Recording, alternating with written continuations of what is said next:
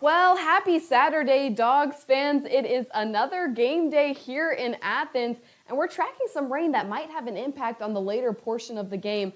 Luckily this morning, staying relatively clear. May have seen a couple of clouds out there this morning, and as we push towards kickoff today, same kind of story. Maybe seeing a couple of stray showers over in North Georgia and surrounding areas, but mostly here in Athens, staying dry. The story's really going to start to shift as we push towards the later portion of the game. Around 4 p.m. today, starting to see showers close in on the Athens area here. And as we progress later into the night, continuing to see showers that definitely might graze Athens here. So these are going to be light showers. We're going to keep about a 30 to 40% chance of rain at the end of the game, all the way into the rest of the evening, continuing to see showers all the way through the rest of the night, but hopefully clearing up by Sunday morning if you're heading out of Athens the next day. Temperatures, however, are going to feel pretty nice, sitting at the upper 70s by the start of game time. However, it's going to feel a little bit muggy out there with those lingering showers. Humidity is going to be up, so it's going to be a little sticky for your game here today, but hopefully rain should hold off just long enough for us to bring home the win against Ball State today.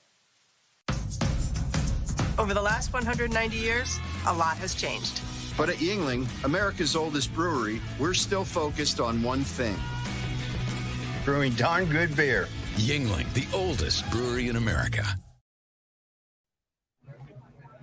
Everybody, welcome to the Georgia Watch Along Show. My name is Radi Nabulsi. I'm joined by former Georgia Bulldogs head coach Jim Donnan. Dayne Young is behind us producing the show and giving us his insights. We're about to watch Georgia kick off to the Ball State Cardinals here in, 5 minutes, 6 minutes? 6 minutes. Should be a fun game for the Georgia fans. Not a whole lot of drama there. I'm not trying to take anything away from Ball State, Coach. They actually played Kentucky pretty tough. They're maybe a little bit tougher team than they saw last week. But Kirby Smart in his press conference said teams get much better from week 1 to week 2. That's where you see your most improvement. Some of the jitters. Georgia gets back some starters today. I'm hoping to see a crisp, clean execution, no turnovers, no injuries, good special teams. Is that fair? That's for everything. That's for sure. I want a couple beers. Here's the thing about it. We talked about it all week. Georgia had some ups and downs, but they had some guys that they had to replace. They're going to be playing tomorrow in pro football.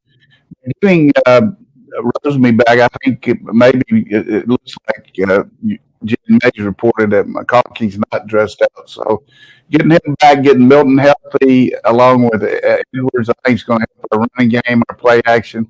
And then, London's going to be playing for the defense to help them.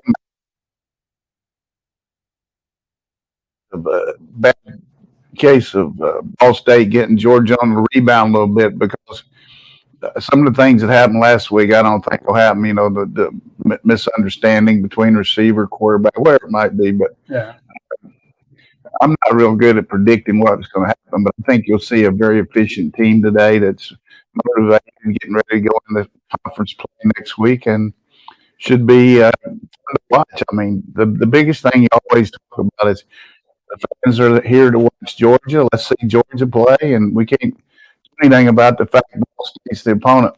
Yeah. I like that Marcus Roseby-Jackson is back. That is a starter that you need out there. I was very impressed last week with C.J. Smith, true freshman wide receiver. 3 catches, 57 yards, big blocks on the edge. Also, C.J. Allen playing it inside linebacker. You mentioned Smile will be back.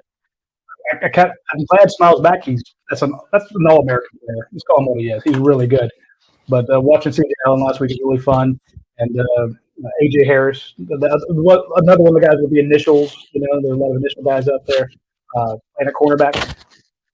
In other words, I'm glad to see the starters back, and I want to see them play really well for a couple quarters, maybe into that third quarter, and then see some of those new faces, not only for what they can do, but I mean, what were we talking about on the show Tuesday? You mentioned Georgia's down 7 guys from their offense last year.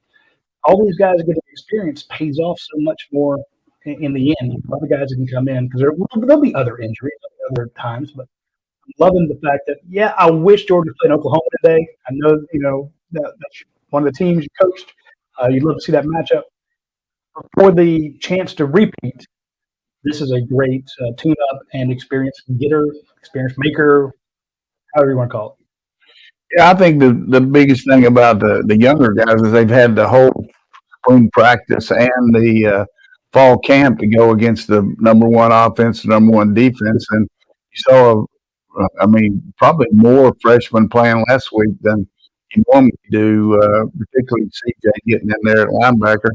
But I think Harris is going to be what I've listened to everybody talk about and what I've seen just a little bit. This guy's a difference maker corner, and the depth we can get there, the better we're going to be. And, Laster came back last week off an injury. But our safeties back there, there's a real benefit in being able to play man under when the quarterback doesn't run and those safeties protecting the deep. And just got to be careful a little bit about the interference calls or the holding. I think you got to understand down and distance and don't give them first down when that's all learning about it. But if I'm a defensive back, I'm looking to shut that guy down cold. You got to be careful though. You don't need to shut him down. Just keep him from getting the first down. So another thing, kicking game was really good for the first game. Two guys in their first appearance, Zirkle and Peyton, that came in there kicking the field goals. I thought both guys looked good. And, of course, Muse is a good returner. And McConkey better watch out. If Muse keeps on going, he's going to have a hard time getting his job back. And we haven't even seen Lovett return kicks, but he took one to the house in one of the scrimmages. So just a lot of players. We said this back in spring practice, 1 through 4.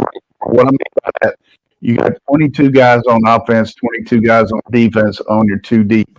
I feel like that 1 through 44 is about as good as anybody in the country. Depth, athleticism, the way they're coached. Just got to put it together, and it'll be better. I mentioned with Milton and Edwards back there because they know how to run the different schemes that are involved, and it'll be. I think everybody will enjoy it. I can see us getting after them pretty good today. Yeah, you want to tell people how, if they're, or I guess for kickoff here in a minute, how they can sync things up? We'll have the clock on the screen for you, and I'm working on making the audio a little bit cleaner right now, so that's in progress. But once we get going, we'll have the clock on the screen. We'll count it down a little bit for you. Whatever you're watching on, it's not going to be exactly synced with what we're seeing. So if you need to pause your YouTube feed with us, or maybe you need to pause your TV and sync that up, that's going to be the best way. So then you can mute the audio there, have us on your second screen device. We're a second screen experience. We don't show the game here, but you can get real-time Georgia commentary. So that's how you sync it up there. Just kind of play around with it and try to match up the clock that you see on your TV with what will pop up on the screen throughout the show. And Coach will be calling a few plays before they happen. It's not he's not second guessing things. He just sees the formation and figures where he would call it, and he gives us his opinion. And a lot of times, funny. Bobo tends to call what you call. Yeah, I hope that the TV this week gives us a little better view of the different formations. Last week, doing a lot of crowd. You can figure out in the crowd what they were doing. So hopefully we'll see some big plays today. That's what all the fans want to see. I see McConkey coming out there in shorts right now, so it's a pretty good chance he's not playing. Austin Blasky, back up. Of course, the players wear shorts anyhow. Have you ever seen that? Those that's the worst kept. They're out of focus at the shot right now. Sorry, my TV brain is like they have the crowd in focus and not their talent. Well, we'll see how that works. But another thing you can do, which I like, is comment during the broadcast. Anything you want to ask about that maybe we can talk about and maybe set you up on, or tell us where you're watching from or listening from. And we got a good fan base, and we got some good sponsors too. Yeah, you can share with your friends. Speaking of sponsors, one of our first ones, of course, is Yingling Flight. I like my shirt, man. Yeah, I like that shirt. Good looking shirt. I need some gear from Yingling. That was good. I appreciate it. They gave us the cooler here, and it's full of Yingling Flight beer, and I'm about to crack one here. It's a fantastic beer. Low calories, great taste, and very few carbs. So if you want to try the Yingling Flight, 95 calories for that entire 12-ounce beer. We'll talk about that more after the first break. Coach, what do you want to see out of Brock Bowers today? How many touches? You can't get too much for him, that's for sure. I think there's a real fine line between protecting him and you got to be careful that you can't put him in a glass house. You got to let him rock a little bit. There's Andrew Smart out there helping Beck. Look at him; he's doing a good job. So anyhow, I'm just telling you right now, when you got a horse like that, you got to ride him and let him rest. Go in the corral a little bit later after the first half, maybe. But I'm for just going out there and checking him out and giving our whole offense a lot of confidence because he's going to make the plays. And I could see this other guy love it having a breakout game today. I mean, he's already done well at the SEC playing for Missouri last year, and he got his feet in our system, and it's going to be one thing you got to do when you got so many weapons. You got to figure out how to distribute the ball. And got a lot of respect for Mike New. He started out as in the Arena League, and he's a good coach. Has a good pro style system. It's going to be a lot like watching our own offense, the way these guys play for Ball State, and they have 3 different quarterbacks. I think they're going to put in there different rotations. But we had this guy up at Marshall that went to Ball State, and he always referred to it as Fruit Jar Tech. And I said, why do you call it that, Scooter? He said it's because they got, I guess, a lot of different fruit trees and stuff around campus, and they got an ability to can all those fruits. So you learned that today on the deal. So they're going to kick it off the Muse here and see what's going to happen. Got a little cash here. Oh my goodness! Look at him go out to the 47-yard line. Yeah, that was a good return. That was. What did you just say about McCagney's taking somebody's job? Yeah, last week he returned one. He went the wrong way, but that one looked like it was very good protection there. It was very well organized. And last week we ran a screen on the first play. I could see us going deep here. Or if Kirby calls us, and we're going to run Milton right up the gut. More conventional defense, you see, not near close to the line. Little RPO there to Dylan Bell on the outside. What we mean by RPOs, and most of our fans here know, but it's a run-pass option. You call a run, and if the defense looks like it's ready to stop the run, the line still blocks it, but the quarterback's got a route built into it. So those are really good, safe plays where you play the percentages. This is what I want to see us do, make some first downs. Up under center here. Could be some kind of motion. Heavy package. Nice cut. Yeah.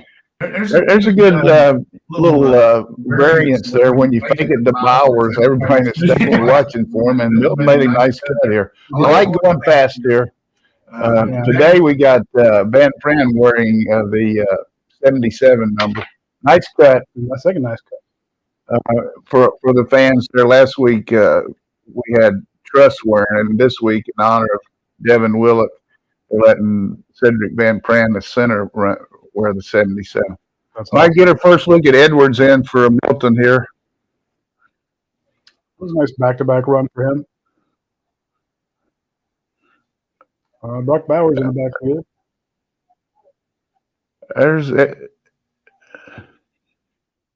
There you go. Everyone's watching him, and they send it to Marcus Roseby Jackson for his first catch. Not real smart there by Truss jumping in there. Been impressed with 71. Ernest Green, our left tackle, did some good downfield stuff. Excellent young player here. Everybody talking about the all-conference guys we got, but this guy here is going to make the routine plays. Rosemy, very good rhythm so far by the Dogs. Rosemy looks cut. He is. He's freakishly cut. What do you make of that formation there, Coach? I think they're going to hand the ball to Edwards here. No, fake it. It's Milton In there. Ooh. Good little throwback to love it. He was due to get the ball, and that's a nice catch. Yeah. That's a safe throw too, I think. It looked off to me. Looked like he was a little behind, but I think he was worried about leading into the. See the safety coming up over the top. I got you. Okay. By that, he could have led him into it. Getting a little too fancy there. Yeah. I mean, it was a RPO. What I mean, real quick, Rosemy on that play that we just said thought he could run the hitch, and then he converted it to a fade, and Beck thought it was a hitch. That's what happened, I think. Okay. If you're even, you're leaving. That's what I always tell them. If you're even with the guy, go ahead. This is the kind of play that hurts you on first down. You lose 10. You probably need to get it to Bowers. Not much movement. Developing. Robinson in there. Maybe hold Edwards in there. Yeah. We had extra tight end in there. Who's that? It's going to be 3rd and 8. Drew Sheehan. Yeah, old Drew in there. There's Edwards on the sideline. He's impressed. Not a nice march so far, but the one thing that always, when you're inside the 20 and you throw on first down and you don't convert it, boy, it's hard to make 10 in the next 2, particularly when they're undermanned like Ball State going after. You're going to take some chances like we saw last week from the UT Martin team. Yeah. It was like Coach pointed out they had a normal defense, and a couple of plays in that drive when they expected Georgia to run, there were 8 in the box, just like saying, okay, you're going to have to throw it. What did Georgia do? They threw it, picked up a big hit, gashed them. Like you said, they took a chance, try to stop the run like Coach Simpson did last week, and then you got to make them pay. And so far, Georgia's done that. He just had a little trouble with the pitching and throw in there, and I think exactly what he said might happen. It's a little harder to throw and catch. The other thing that we see in the college game, and you watch it tonight in the games, if you watch Alabama and Texas, the RPOs are just the best way to run a football game if you're not sure, instead of just putting it all on your quarterback to go to the line and check from one play to the other, or get in one play and then you're not sure about it and you check from a run to a pass. This way you got a good run, and if it's there, it's blocked. And if it's not, you got a safe pass because your linemen are blocking aggressively and you're throwing the ball quickly. So, they say, why don't you do it all the time? Well, you can't do it all the time because defenses are going back and forth and showing you one thing and trying to. But if it's very easy to see that they're locked in to stop the run, you have what you call tags on the passes. So you tag a pass route based on percentages, like let's just say we call inside zone. It might be Toledo or whatever the name of the word. And this week with it, we would have a Toledo with a hitch on the outside, bubble screen away from it to the 3-on-3 side. Or if it's 2x2, you might have a double slant with 2 flats, and then you just read that linebacker, and if the linebacker's coming, you throw that slant in behind him. If he's back, you hand the ball off. So, and in every circumstance so far, we've thrown every time on the RPOs. So maybe that's a lot of talking there. I hope it makes perfect sense. You're making them pay when they do that.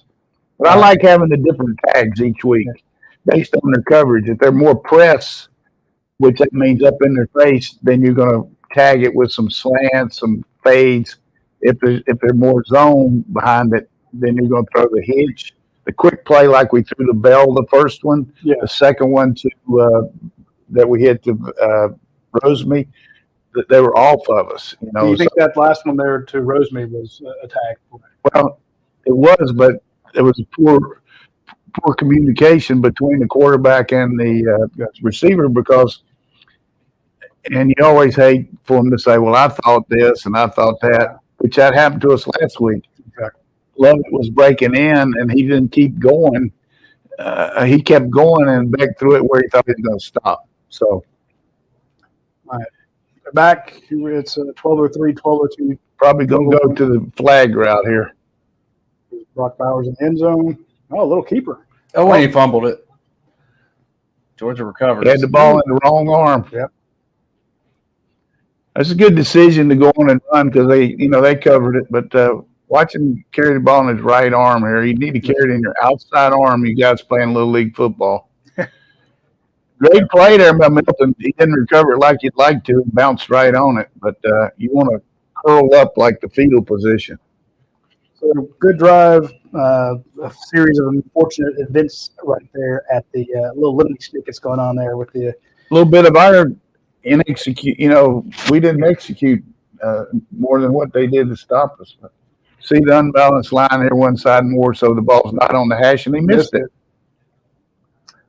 Okay. Could have been better off to. See, Well, we just talked about the kicking game. Exactly. We said something nice about the kicking game. I wrote something nice about, hey, we take the kicking game for granted, and they look good, and first thing he does is miss one. It's my fault. Well, I said the same thing. Yeah, your fault then. Coach said it last, so it's his fault. If he's going to miss one, I'd like let him miss one against these guys. Yeah. No kicker's going to get them all right. So that's the young freshman there will get his he'll get that one out of the way. But no pressure going forward. You missed one, that's okay. Everybody does at some point. I look for this team to take some deep shots on us. Nothing going there in that Zion Logue stacks him up. Malachi Starkson on tackle. Chaz Chambliss setting the edge there, Coach. Yeah, we got Everett starting the corner along with the Lassiter on the other side. I can already tell Starks is just going to be in on every tackle. He's that guy. Well, I mean, how close was he to the line of scrimmage on that play? Marquez, a little short giddy up back there from Gaithersburg, Maryland. He gave Georgia fits last year. We got Smile in there. Yep. Good zone route. First down. I always like when you're a little bit overmatched to throw the ball into the boundary so you can throw it quicker. And the linebacker's usually going to go back on the hash and give you the boundary. And that guy kind of split the linebacker and the corner on that one. So right in the middle of the seam in that zone and just picked it apart. Interesting. Going heavy to the field side, Coach. Looking for some room to work. Oh, my goodness.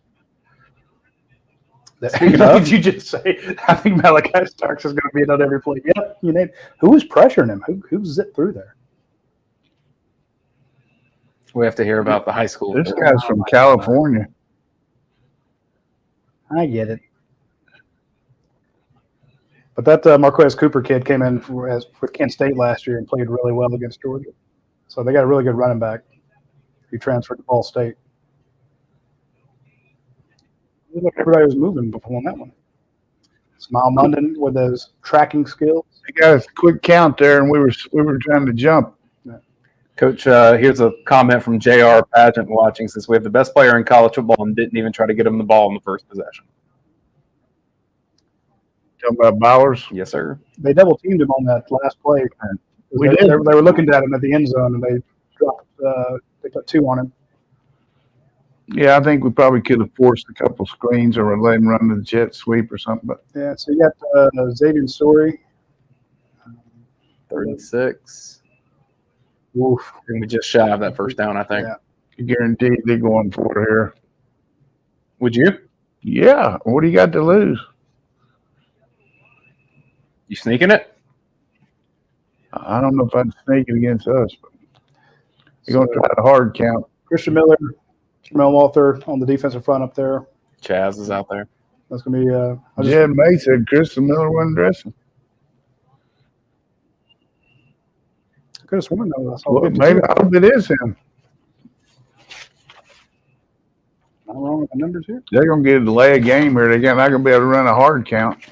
They call timeout. Thinking about it too much, Coach. They had a good start last week against Kentucky. I mean, this is a well-coached team. You can see the route progressions, the way they throw on time. If I'm this guy right here, I'd fake it up in there and go for broke. Your defense ain't going to stop Georgia. Georgia stopped itself. Yeah, exactly. And 52 is Christian Miller, unless somebody's wearing his number. Good. I'm glad he's playing. Yeah. I wasn't busting up on Jed. No. I think Ingram's Dawkins may be out though. Tyrion. But I thought it was interesting when their third down package was Jalen Walker, Xavier Sori, and Mel Walther.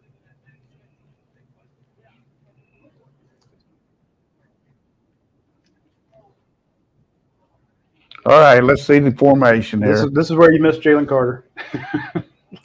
Like every play is when you miss Jalen Carter. To me, the real weakness of this defense is you just don't have a disruptor like that. I mean, you knew if he was out there, he's going to stop it. Georgia ball. I can see him faking and throwing it in the flat here. Yeah. Ooh, he knocked him back, but they made it. Yeah, that's a first down. That was a hell of a play there. Marvin Jones Jr. in there on the right side, Coach. Are you a big fan? If you have questions for Coach throughout the show, throw them in the chat. I'll sneak them in where we can. Here's a good example of the clock. We're already halfway through the first quarter. It's just not a. Yeah. I told you that running back, he's something else. He's played in this stadium before. He's not scared. Georgia brought pressure there, and he just let it fly. All right. See Daylen Everett running with him step for step. Yeah, I like the call. You said if you were them, you'd take some shots downfield. Yeah. Well, I mean, it's usually either pass interference or a holding call. Not just that usually, but there's been a number of them last year too. So it's like, why not? Plus, you back everybody out. You get Malachi Starks instead of having him on the line of scrimmage. You can at least have him playing 10 yards off the ball.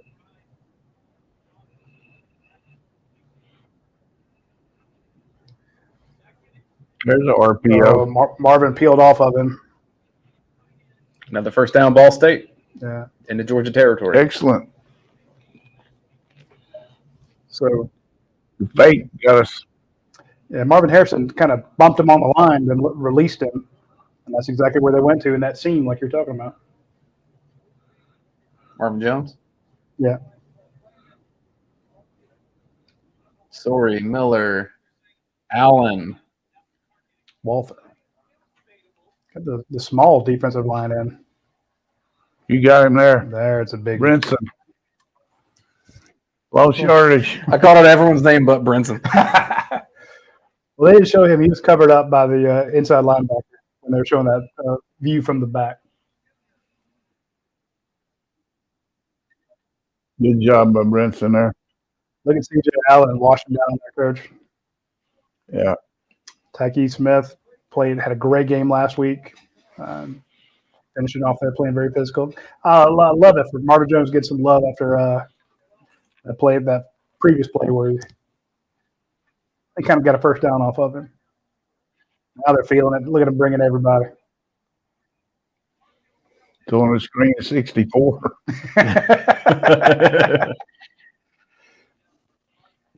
Good response from Georgia's defense after a couple first downs. Hey, I want to give a shout out to Chaz Chambliss on that play. He came through like he was a locomotive. He got off a block quick. I guarantee you one thing with the second team quarterback saying, I'm not in there for 3rd and 19. Yeah, no, I'm good. I'm good, Coach. Again, they're going to throw it up and try to get an interference call. That's what I do. We got our dime package in here. We got Jackson in and David Daniels. Yeah. Yep. Interesting. A little easy crossing route there, trying to make sure it didn't get a sack. But wouldn't you want to clear everybody else? Send them deep. I'd go for it here. I mean, what do you got to lose? You got to get the ball in it. I mean, if you're playing in the MAC conference, maybe punt it, but got 8 yards. You fake it here? Burned a lot of clock. You're on the UGA 47. I mean, coming to The percentage is the punt. There's no question. But Yeah.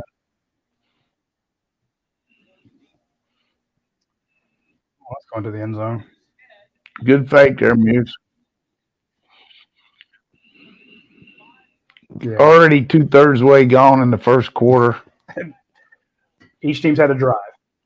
10 minutes, one drive apiece. I love it. I do want to mention, I mentioned them a second ago, our friends at Yingling, America's oldest brewery. One of the best things I ever found when I went up to Pennsylvania to visit my aunts, see her new farm when I was a young buck. I was 21 years old, and I didn't know about Yingling. Went up there, found out that Yingling's fantastic. And I would go up, every time I went up on the way back, I would be sure to bring a case of Yingling back. Their lager, their black and tan, fantastic stuff. I've been trying to lose a little weight. Beer's not really been on the menu, but now they have Yingling Flight. And Flight is 95 calories for 12 ounces, 2.6 carbs. So if you're in a keto, whatever low carb diet, you can have a couple beers, a bunch of them if you want, and you're still at only 2.6 carbs per beer. That's 4.2% alcohol by volume. So it's got a little oomph to it. And again, only 95 calories. So try Yingling Flight. We'll absolutely love it. And I know a lot of people are like, hey, I'm looking for a new beer flavor. A new beer. Something to try. Try Yingling Flight. It's right there in all the grocery stores. It's no longer just in Pennsylvania. You don't have to rely on my aunt to get it. It's everywhere now. And I guarantee you, if you try the Yingling, you'll be very happy. So give them a shot. Next time you're in a grocery store, a package store, try them. How long has your aunt been providing you beer? Dude, man, she is contributing to the delinquency of a 50-year-old. So Yeah, we she appreciate did it for years after it was available here, and I didn't have the heart to tell her, no. appreciate the fact that no matter what, Leon Farmer been behind us all the way back when I was coaching here. He and his dad and his mom, Marilyn Farmer, likes to watch the games with us, and we appreciate Marilyn and her group. But it's always good to have loyal fans. You know what I like about Leon the most? I saw some posts of his kids working. And now he's a comfortable guy. He's doing well. He teaches his kids the value of hard work. Good. And I respect that. I'm like, look, He's also a Marine, too. He knows what it's like to work. and your ass. There's no question about it. I think he's a black belt. He is a black belt. So I'm just saying this guy loves Georgia football more than anybody, and I'm glad that he supports us. And you guys can support him if you're in the Athens area by drinking Yingling. Not a lot of low energy for this game, Coach. Not a ton of people tailgating. An early kickoff against the Ball State. They want to. I think a lot of people are watching it with us. So let us know where you're watching this game from, if you would. I had a lot of people tell me they had tickets to give away, and kind of struggled to give them away. Oh, Whoa, that one hour. That's okay. Get the ball, a good player. Mike Bobo's getting the screen time. When Mike started eating glasses? Uh, Same time I did, I guess. Most champs started the trend. Nah, I tease Mike. I think we're like the same age. It's got to be something of ours. Yeah, especially with, there's one person over there.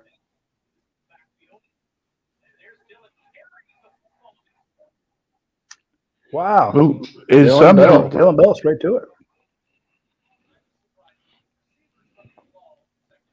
Mentioned this in our 3-2-1 yesterday that he might get some carries. You're right. Of course, it's stumble bum right there. Yeah. I think somebody got Self-tactalization. I think he's trying to jump over Tate Radlett's big old feet. Come out of the huddle quick and try to throw deep to Smith. Yeah, just going to let Smith go on this 9 route here. Send him. Oh, no. Good execution. Milton's spinning and hitting. That doesn't look like a guy with a bad hammy. That Bell roll, I don't know if y'all saw. Did y'all see the Atlanta Falcons calling Cordero Patterson the Joker just because he can do it all? That's the position they came up with, running back receiver hybrid. Oh, You got him. Yeah. You should have thrown it deep. Oh, wow. He had the guy. Yep. Hit and go. 3rd and 6. Looked like Oscar Delp was wide, too.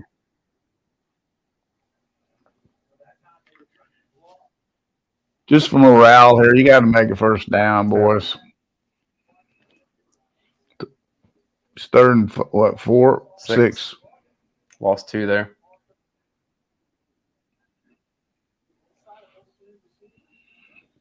.315 left in the first. No score. Look at the You got one-on-one on the backside over there. He's probably going to run some kind of out route. Safety's coming up. Double teamed him. Woo! Dominic Lovett lowers his shoulder, picks up 5. Good call by Mike. Cleared out the zone with one guy and hit the man in motion. Our guys get a lot of conditioning going in and out of the game. Watch this. Boonk. I love it. Love it for love it. Like you said, get it to your playmakers. They've gone to love it twice on this drive. Fake to Cash Jones, and there's Brock Bowers. As well as you can defend Brock Bowers. Yeah. Brock have some shorts. He does. This midway up his thigh. Brock was limping last week. Huh? I'm wondering if he's limping this week. I mean, he probably would see you, but I mean, he might be a little not feeling as good as he has in the past. Bad block there. Arian Smith missed his block. So we got Lovett with like 3 or 4 touches here on this drive. No gain on that one. 4 catches for Lovett in the game so far. Everyone else just 1. Arian Smith, it was weird that they went to him 5 times last week and no catches. Just bad luck. Passes being off, but tried the deep shot. Yeah, there was the miss in the end zone. A couple more. The pressure. He got it. Yeah, that's the most pressure we've seen all year. I was about to say I haven't seen anybody sell out like that. Don't you normally have a hot route for stat? I don't know what the route was. They got some pressure off the edge. You can see this one guy coming to our left, and they twisted here. Mm-hmm.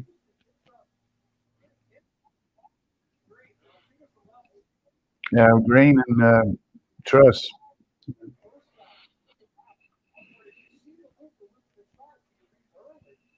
Oh, I thought that could have been blocked. They're caught at the 12-yard line. So much for clock rules. Yeah. What, 1 minute left in it? So 2 drives and 72 yards. Some unhappy fans that it's going to be 0-0 at the end of the first, most likely. We had 2 drives. You know, that's 0 for 2. Not the crisp efficiency that we were hoping for. Yeah, we looked at first drive, looked okay, but yeah, they looked great. And then bogged down. I missed. It's like the minute they missed a pass, everything kind of fell off there. One of our new sponsors, GetYourFreeWiFi.com. Danes will play the commercial that they ran on the Oprah Winfrey Show. This is a huge, huge movement from our friends at GetYourFreeWiFi.com. Josh Millard is the guy that's in charge of it, and Josh has done very well for himself after leaving Georgia and, of course, playing in the NFL. Now he's a huge businessman. But what he's trying to do, he's very much a giving guy, and he's done wonders for helping people in the affordable connectivity program to get Wi-Fi access. So if you are struggling to pay for your Wi-Fi bills, I guarantee you probably qualify for the ACP and you can get free Wi-Fi.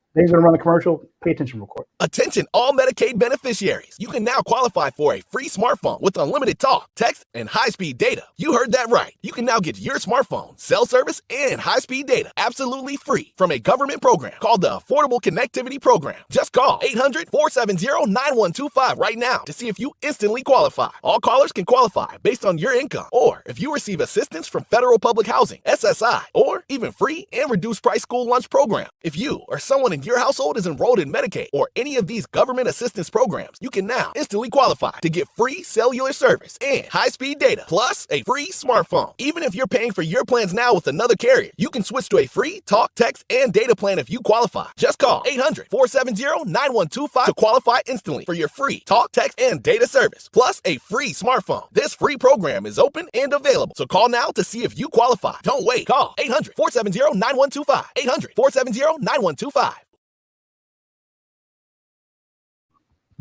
So that's getyourfreewifi.com. Now, here's the cool thing is when you, if you go to the website, go to getyourfreewifi.com or call the number 912-214-4710. They have people whose sole job it is to see if you qualify, and if they do, they walk you through how to set it, how to get enrolled. It's not, they will do it for you. All you got to do is reach out to them. I mean, it's like incredible customer service because Josh realizes a lot of people don't know how to do this stuff. How do you enroll government program? He's got that taken care of. And when you're enrolled, they will give you a choice of a free phone or a tablet. So the tablet is I think like $10. So it comes with the Wi-Fi built into it. So if you're on the Pell Grant, sign up for it. If you're Medicaid, sign up. Know somebody in your family, take care of them. So it doesn't have to be you. But if you know somebody in your church, somebody at your school, go ahead and sign up and jump on it.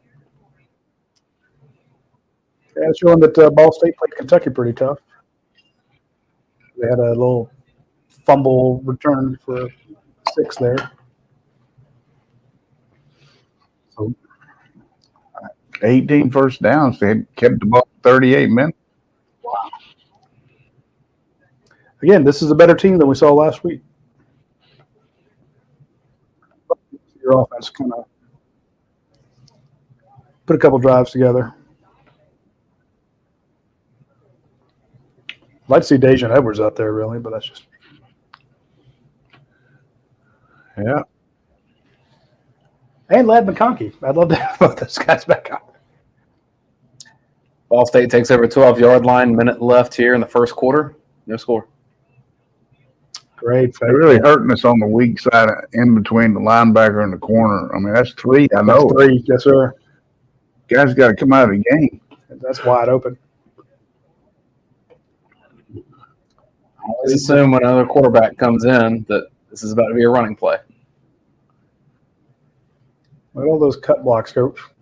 Yeah, really good concept working on our will backer. The will came that time. You know, came up on the line. There's nobody in that zone. If he doesn't get to you, this kid's a runner. He's not going anywhere today. Malachi Starks, again. We just need a Malachi Starks button we can push. They're going to let the clock run out here. Yeah. Well, 3 quarters left. I think Georgia's going to have a hard time covering the 42, boys. I think so. Unless you get some defensive scores. And how the backups do when they get in later in the game. Yeah, exactly. But we got to assume they get in at this stage. Well, I was giving Kirby Smart some grief about did you run a vanilla offense last week? And he says, hey, look, people don't understand about holding stuff back. We don't know if we can hold stuff back. You can't go into the game and say, we're not going to call this, we're not going to call that. You may need it. So, and I still think he's, sandbagging a little bit. But to your point, we're talking about who can get in, who can be which freshmen will we see? Will they cover the spread? You still got to win the game. Still got to. Your first team has to perform before we can see your second team. So, right. Not trying to be facetious, but it's get that perfect before you move on. The one thing, except for the Muse long run last week after the screen and the one throw to CJ Smith last week. We haven't had any big plays on the season. Some explosive plays where just pick up a big amount of yardage. So that's where you got to. If you're struggling a little bit, you need some explosive plays. Right here, we need a defense to get a turnover. And the one thing that I would caution our team about a little bit here is don't let the doubt creep in where you're worried about what's wrong. We're not just going up and down. Play the game as it goes here and then watch the tape later. But you can't. What are we doing wrong? Well, hey, everybody's just got to hang together. We saw a little bit of pressure there for the first time this year where we didn't cover it very good. We missed on the twist and consequently pressure on Beck. And then you missed a field goal too. At 0-0. Well, you had a chance to knock one through. It wasn't that far away, so it should be 3-0. So it's just sometimes things don't go the way you want them to. Anthony Dasher reporting that Javon Bullard has gone to the locker room. Oh my God. Yeah, I noticed 14 in there. David Daniel Cisna. Yeah. I sure hope he's not hurt.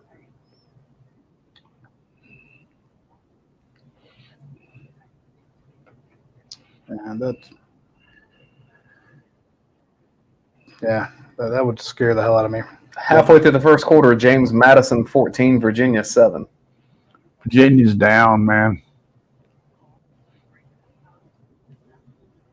Near the end of the first quarter, Ohio State 7, Youngstown State 7. Yeah. Drew Wilson taking care of business up there, new trainer for Youngstown from Georgia. Oh, there you go. Got him rolling. Carson's actually 8 of 10 for 48 yards. So not exactly a ton of yards per catch, but hitting 80% of your short passes doesn't hurt. Kendall Milton's 3 carries for 12 yards. But you're right, Dominic Levis so far has the same number of catches as everybody else on the team. He's got 4. And then you got – I want to give a shout out to Josh Millard, Mary Millard, listening down there in Savannah. Hello, Mary, you and Fred. Hope you're listening. I know you're proud of Josh. We appreciate Josh, everything he did playing here, and he's doing a lot for the community down in Savannah, too. I wish we could have him out there right now. Bring him on the edge. They're going for a deep. Should be a pick. Nope. Usually speaking, when on a couple screens you did the pump and go. We had the pump and go, and it looked like we came back to the short one, and we looked like we had Delp running down the field. Coach Josh is in the chat. He says, "Hey, Coach." All right, Josh. Josh going up to Chicago there this weekend. I just like all the fact that he does so much for this community. 3rd and 11. We just got a 3-man rush. Yeah. Bobbled incomplete. It'll be a punt. That was 2 back-to-back plays with David Daniel. Pretty good by Edwards, too. Yeah. I mean, by Evans.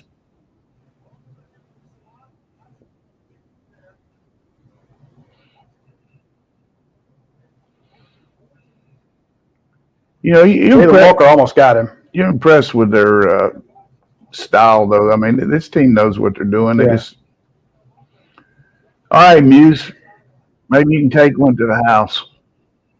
I need a little spark there. You're going to have a chance. Get inside that guy there. There you go. I said get inside him. You got outside. There you go. There you go. It's a touchdown.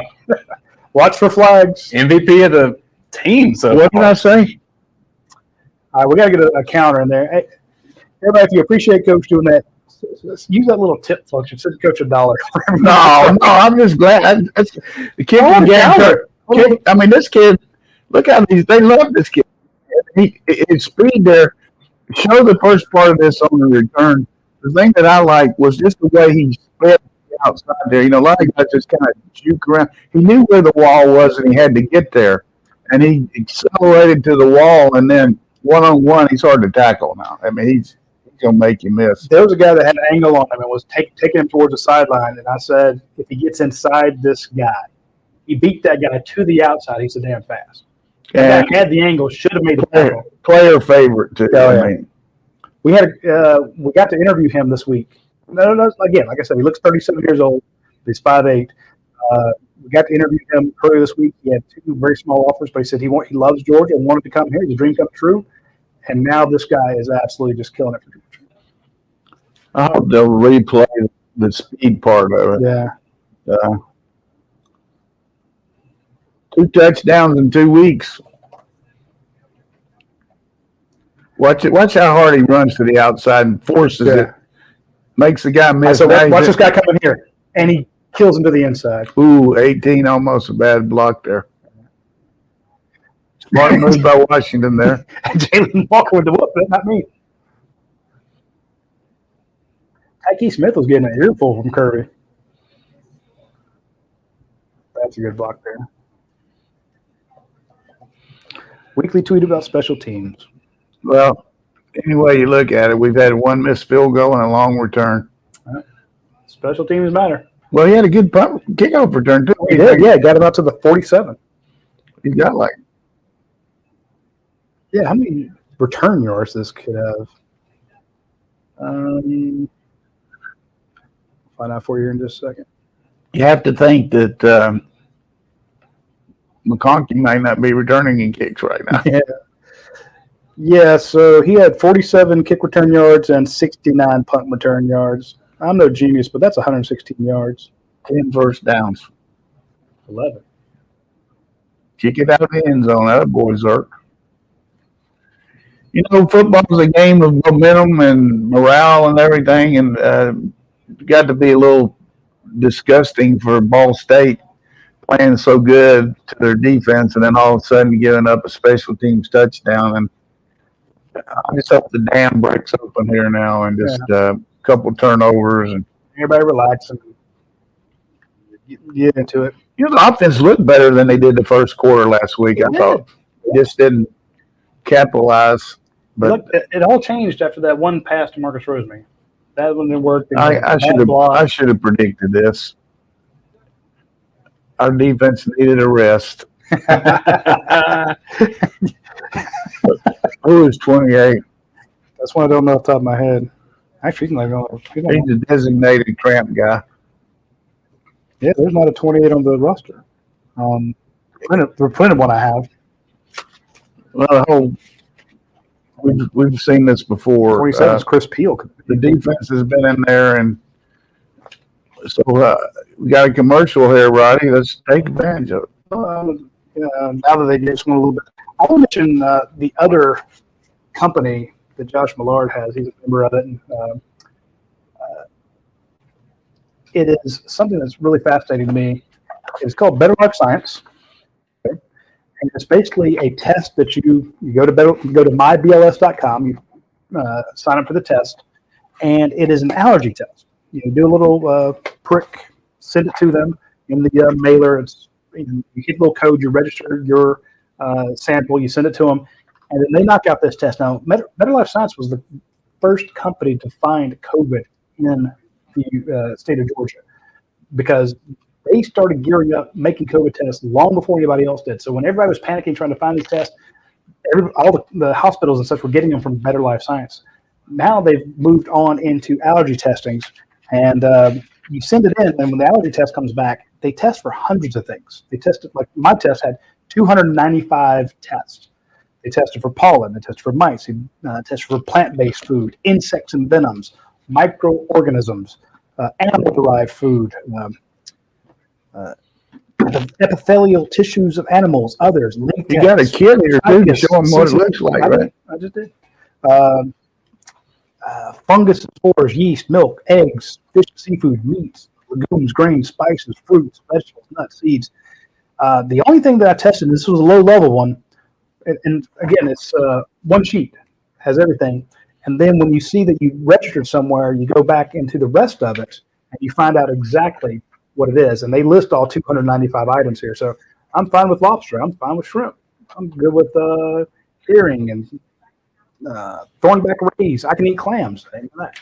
I'm okay with turkey and migratory locusts and honeybees. I'm okay. I went to New Orleans with you. I assumed you could eat some clams. Yeah, we did. The only thing I got to worry about is paper wasp venom and how bad low level paper wasps. So I'm going to avoid them and make my wife get rid of any wasps that show up because I'm allergic. So go to mybls.com and get one of these tests. Find out what you're allergic to. Almost 300 items. Test your kids. Test your elderly parents. Test if you're in a church group. Make sure that everybody's covered. Get a football. Check them as well. mybls.com. All right. 14:32. First and 10 after Georgia scores on the punt return. All right. We had corner blitz there. Yeah.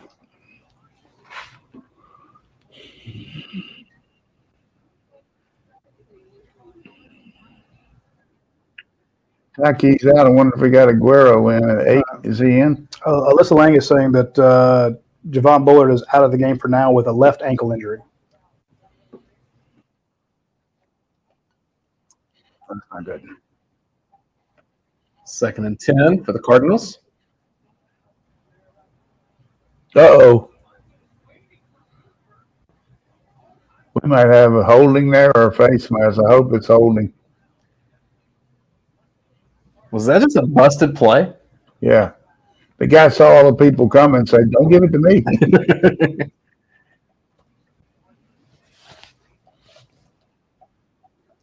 Javon Bullard. Georgia's offense hadn't had the ball since. Please be on them. Face mask on Georgia. That's too bad. You got them for a 10-yard loss and get a face mask. That was Nyland Green that was hurt, Coach. He was laying down. It was what? We were asking about who's that player down on the ground. It was Nyland Green.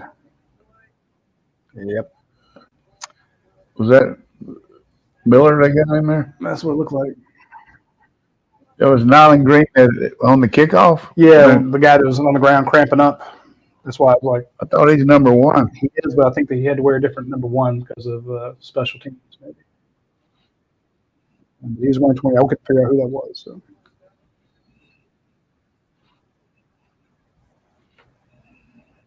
We need a pick. Mm-hmm.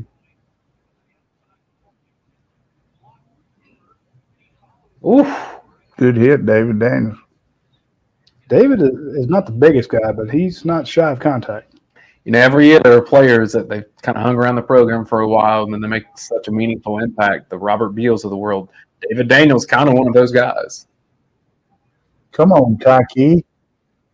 Yeah, Taki's got to get there. But you notice who actually rolled it back, though? Smile Munden. Just grabbed him, threw him down. We'll keep an eye on 97, Warren Brinson. I didn't realize how good he was, but Trey Scott thinks this guy could play in the NFL.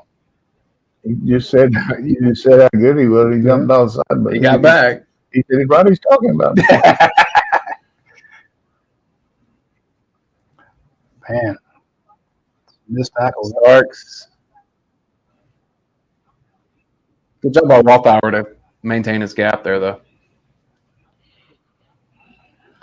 I think watching Nazir Stackhouse cover side to side is pretty impressive considering his size. I got to say, Chambliss has got on a bikini for short. I don't understand what this new fad is.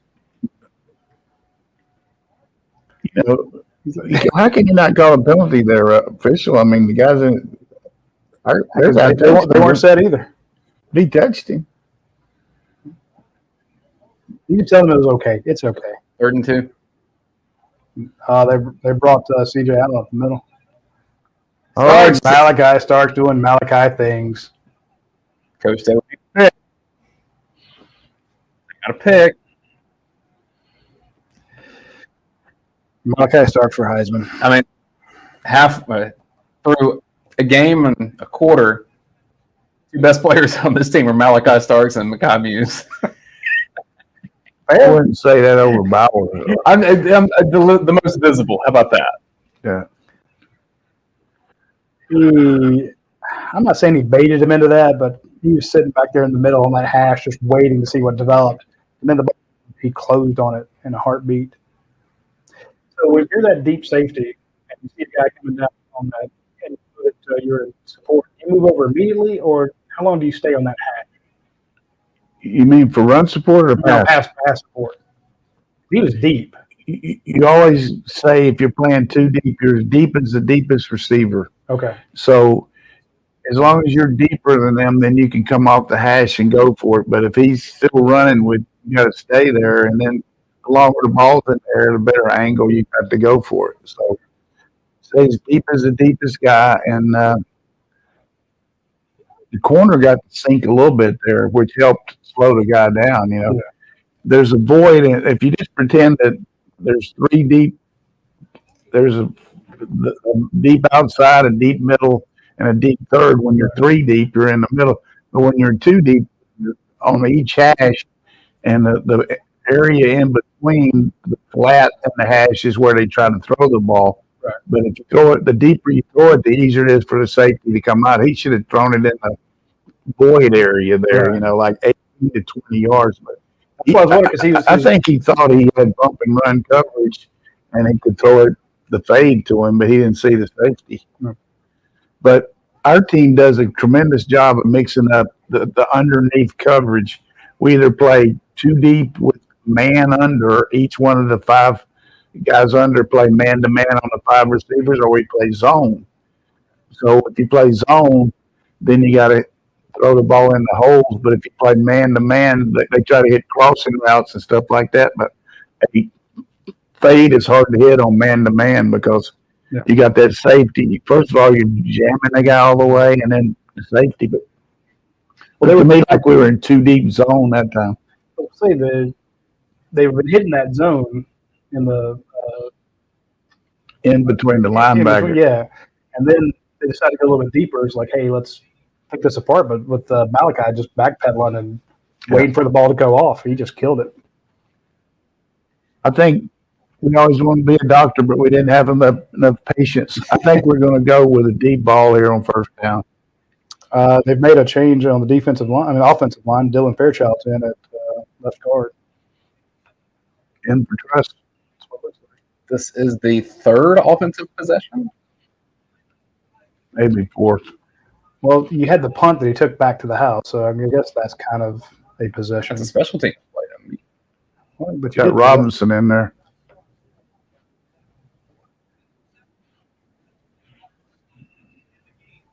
And this is literally your third real possession.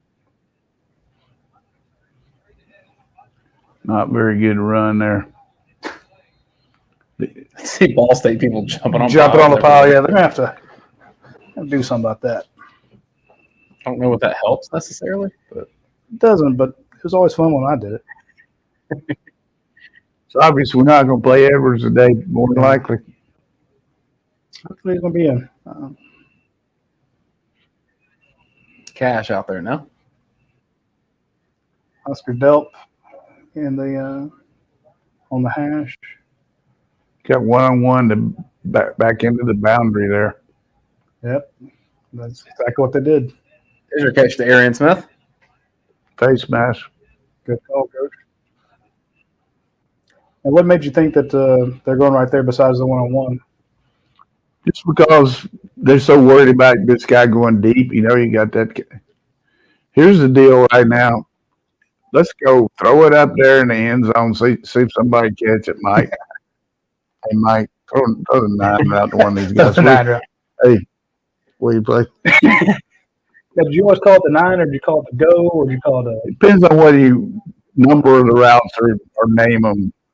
All the odd routes are 9, 7, 5, 3, 1, or the 9 and the flag is 7, 5 come back 3 's a quick out, 1's a hitch. He's checking out of this. Probably gonna be a run now.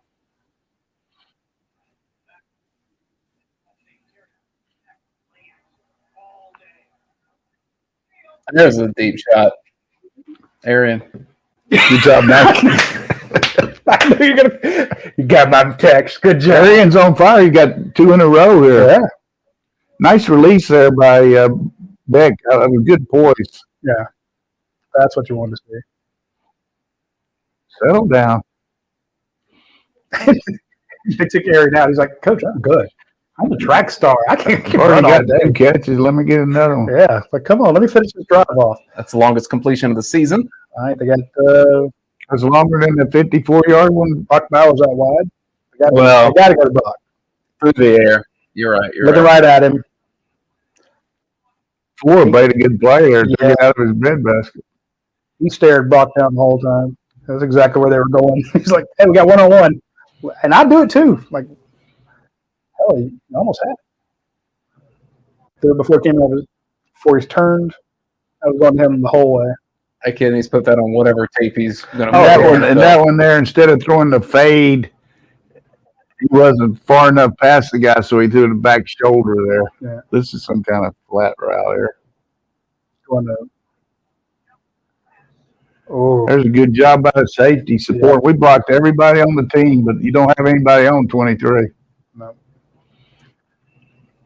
Just so everybody won't get so chapped right here. We don't need to have a field goal here. We need a 6-pointer. Well, it kind of feels like what happened that series, the first drive. You got down, you get the incomplete pass, you get a 3-yard run. Yeah, both times incomplete on first down. They're going to score here.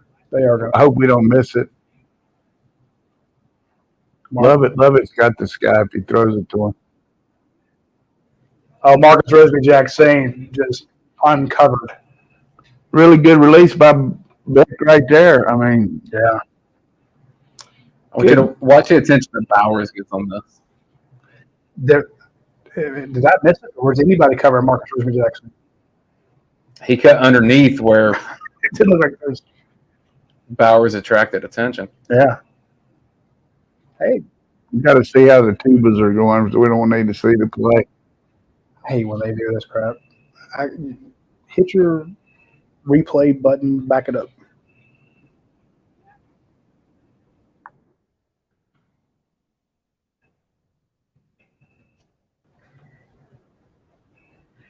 And notice the recruit section there is kind of thin. A lot of those boys are inside eating hot dogs. Hey, great for Marcus Roseby-Jackson. I mean, he got in trouble in the summer. He missed last week's game.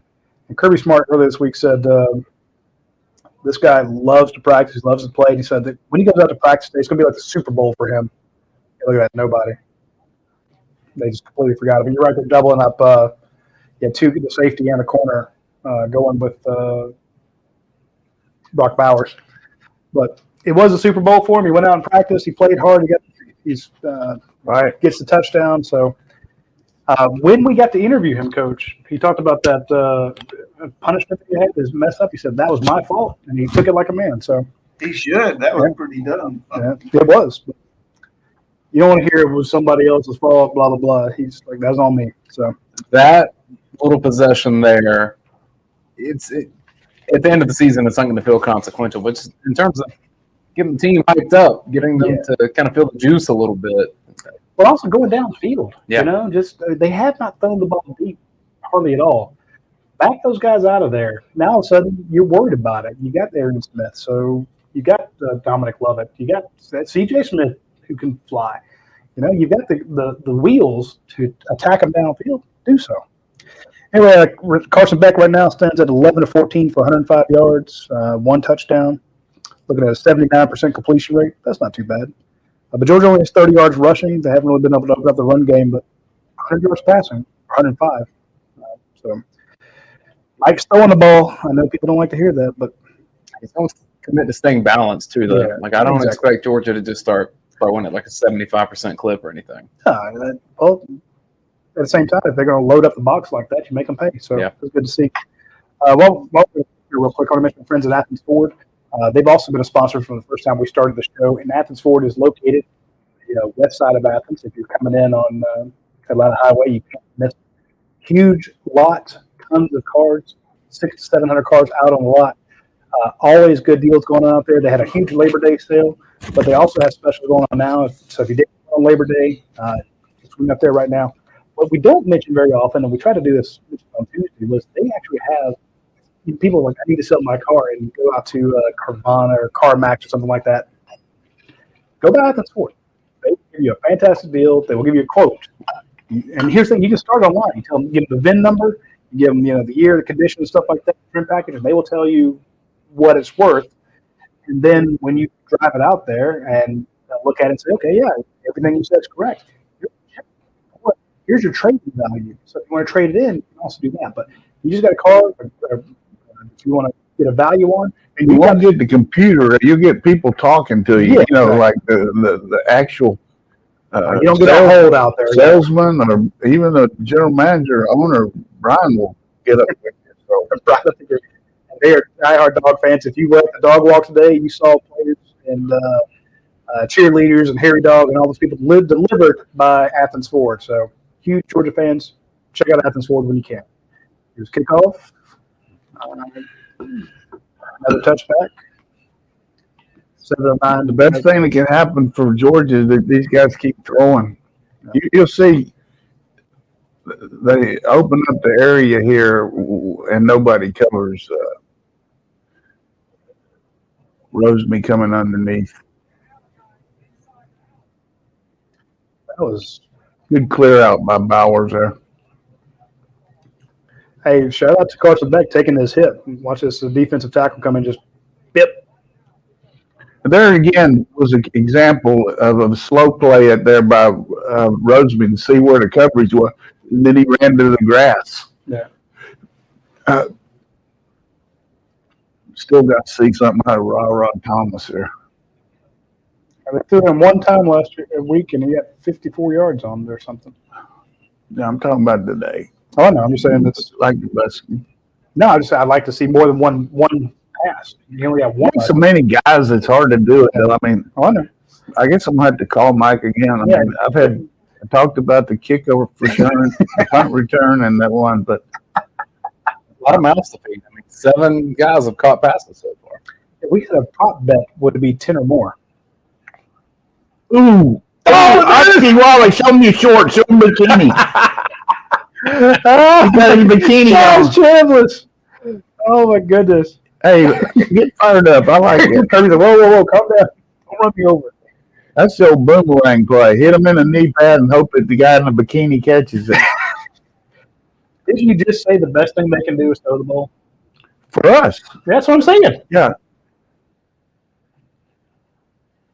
Guy hit hit his foot. Look at that bikini. Back of his calf.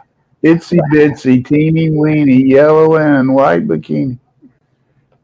We're just talking about how short Chambliss pants are. Look at them. Mid-thigh, man. They're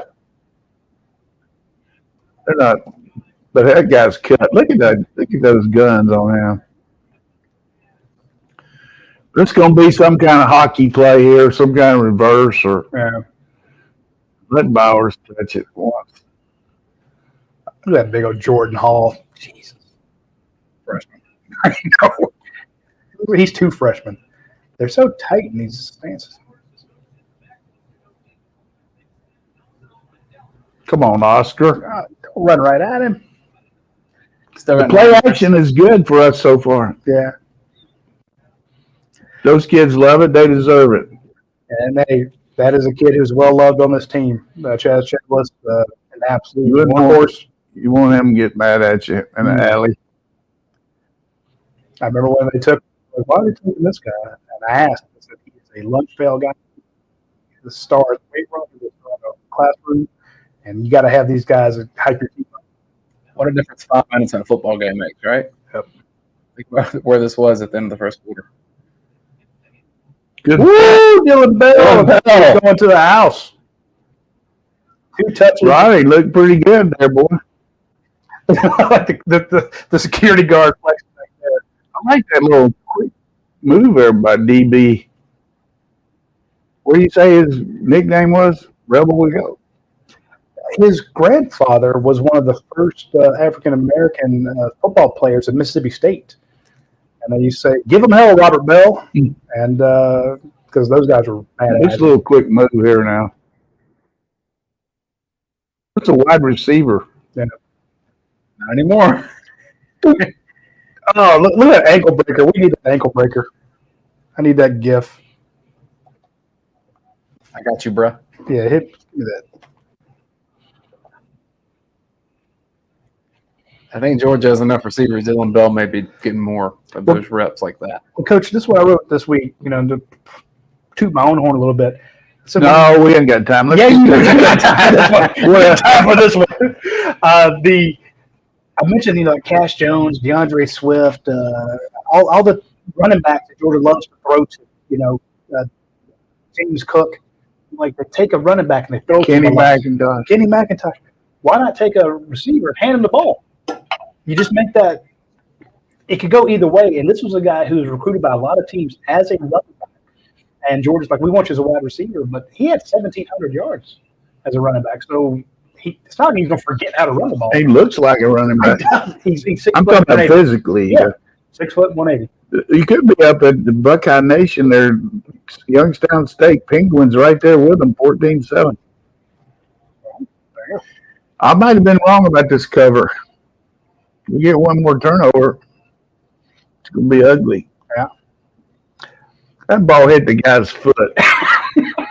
How can you get the ball bounce straight back? It's an oblong object. It shouldn't bounce straight back like a racquetball. That was a reach right there. It's almost to me as wild as that Brock Bowers touchdown against Florida last year when the guy's head that they fouled him like 6 times. Or the play that Mississippi had off the guy's helmet and called it to beat Alabama. I forgot about that. So this is why you have to read the Georgia 3-2-1 report. My prediction was that Dylan Bell would do fantastic as a running back. I'm looking good so far. I don't want them to hand him the ball anymore. I want to be right on this thing. But you said the offense was going to look better, which I think it has, and then you said that Munden probably played in. Yeah. I said God McConkey would be out, and but I also thought that Tejan would get in. So 2 carries. He's not now. 2 carries for 31 yards for Dylan Bell, 1 touchdown. It's 15 yards to carry plus a TD. He caught one too, didn't he? First pass of the game. Went right to him. So he's a superstar. Next in the 12 and 15 for 114 yards. Not too shabby. 80%. I like the way Beck delivered that one, off the wrong foot, sidearm. With a, I said defensive tackle. It's a defensive end coming from that 3-eye. Light him up. Why did you let that guy come in? I know sometimes you don't let a blocker in. You don't block the defensive player, and you let him through. Well, it just depends on what kind of protection they had. Sometimes you can't block them all, but I don't get to see it as good. Yeah, as Dayne was I like that eat off the floor shirt there the manager's got on. That was pretty cool.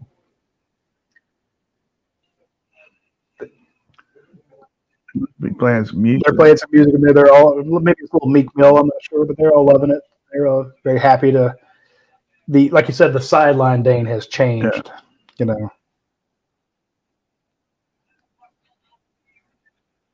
See if you can keep kicking it out there, Zerk. Oh, you got a hold of that one. Good Lord. Impressive. That one almost went into the new renovations inside Sanford Stadium. If I'm coaching you, I think I put that running quarterback in there and try to establish a little run here. The passing game is not working for you.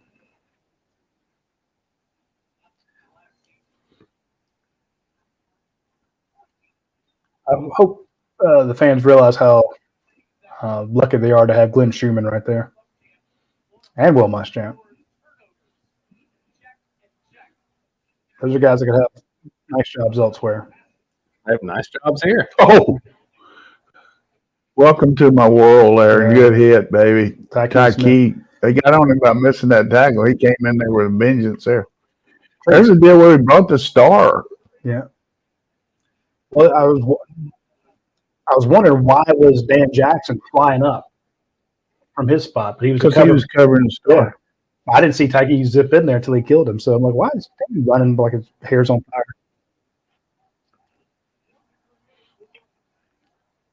They love those lost yardage plays. Yep.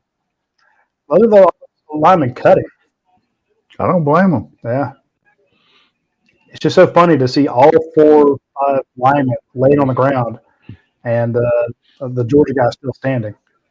The idea there to just get us tie. Huge play right here, momentum-wise. Just don't let these guys get a first down. I think they'll run it. I think they'll do it just to try to get a penalty.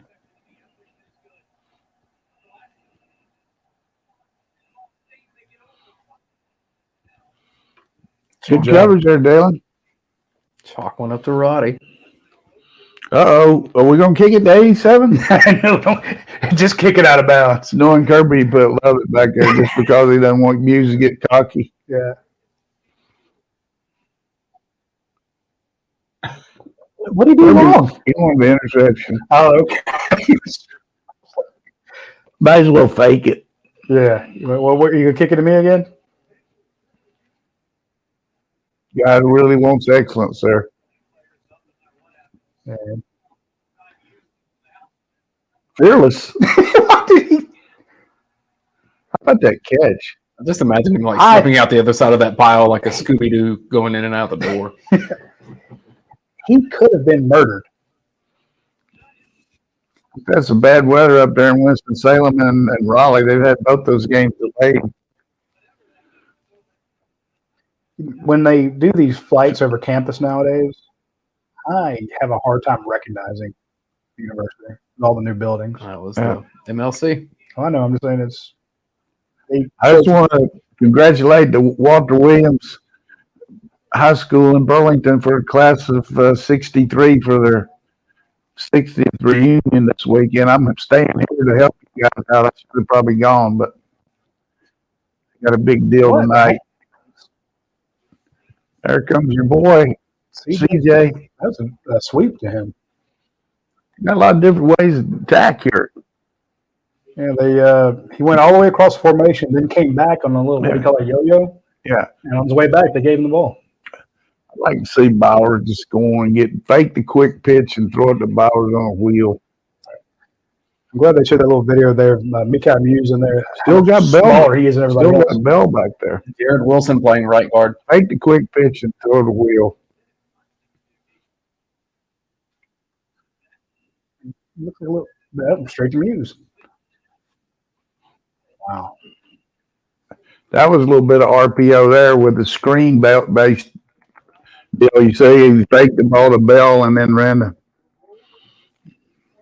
They're going to sell the ranch here. Don't let the inside people hit us there. Glad to see Jackson Leach dressing out again. He had a bad ankle injury. He'll be a good special teams player for us.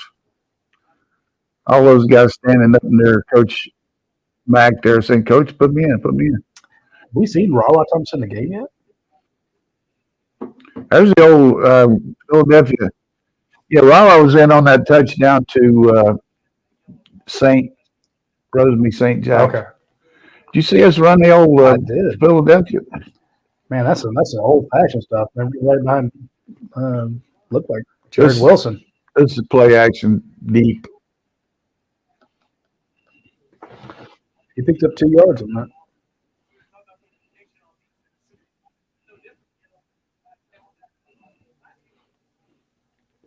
Truss back in at left guard.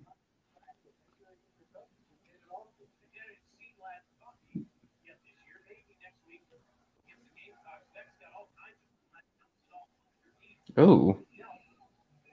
Was that caught that far away from his body? Yeah, that was a weird. Delp. Is that incomplete or what? I think they're calling incomplete, Yeah, incomplete. I like. Hey, Mike, throw some. Ruddy. Mike, throw some crossing routes, please. They had 3 or 4 incompletes on first down, but I was told that Mike Bilbo only runs on first down. So,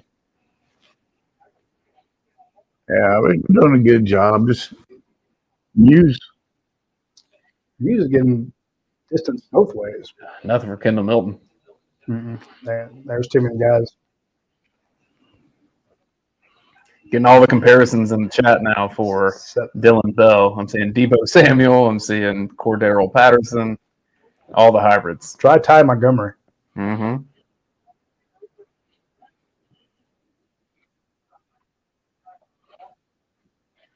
All right, dogs. You need to make this one. Incomplete pass. No runs. No yardage on the run. That's a third time. They're coming with a heat. Yep. He's got time now. Woo! Good catch. The other Smith. Good protection from Kendall Milton on that play. I like the hitch up by back here. Watch him hitch, and he's not open right away, and then he comes back to him. You got to make plays like that, buddy. Yep.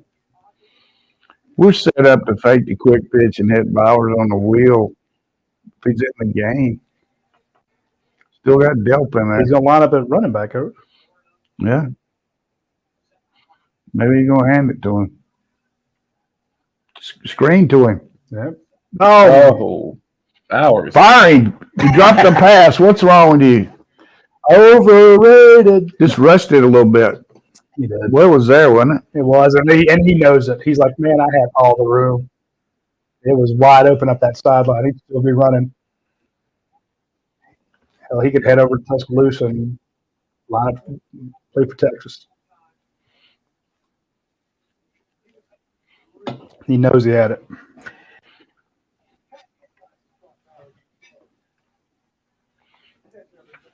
$3:49 here left in the second quarter. Ooh, rah-rah. There you go. Everything it shall be received. Another throw on first down, and that one was a big one. Love it. That was a great route. Great. I was reading that deal you were talking about, that if we can run the ball a little bit, our play action is going to be better, and it sure looks good, doesn't it? Come on, rah-rah. Get one in the end zone. So we'll give you a cowbell.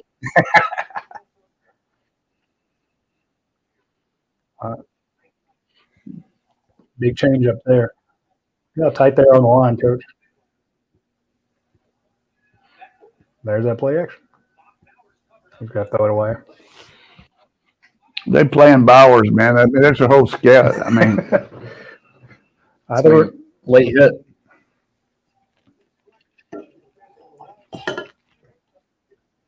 they hit the quarterback late. Yeah.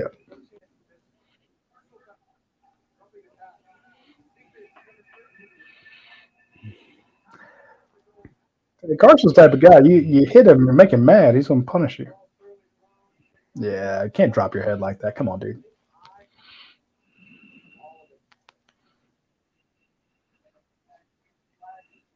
I think I can go back and run it here.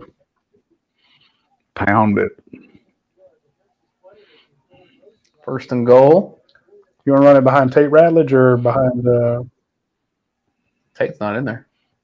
who is He it? coming right behind the left guard Michael here. Morris.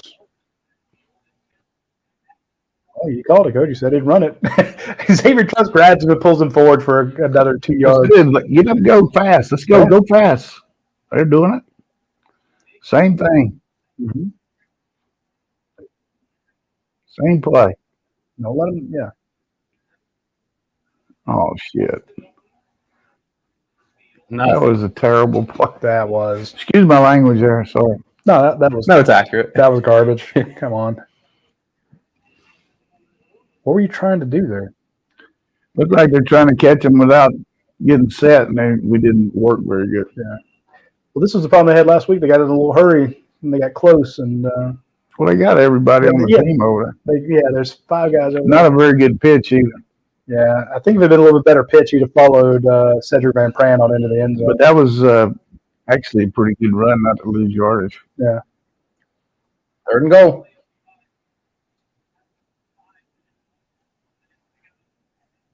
Oh. Trying to get too tricky here. Yeah. Go for it, Kirby. Don't kick a field goal here.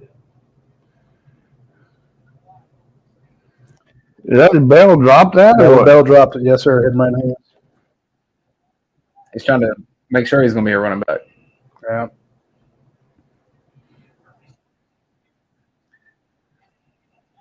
So 2 of your most sure-handed guys have dropped passes on this drive. It's okay, but I'm just saying it's one of those things where you're like, you could have – that should have been a touchdown. Right to the left. Bowers could have had a TD. There you go. Rah-rah. Flag. Love it, wasn't it? Oh, it is low. Sorry. I don't know what the flag's for. They're going to call for a pick.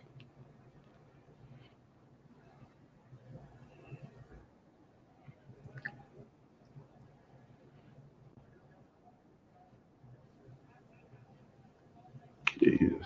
Now you got to kick a field goal. Yeah. A lot of people mad there. That was the first half cover. Yeah. The Marcus Rosemary-Jack Saint. They called for the pick. Kirk, you got your timeouts left, though.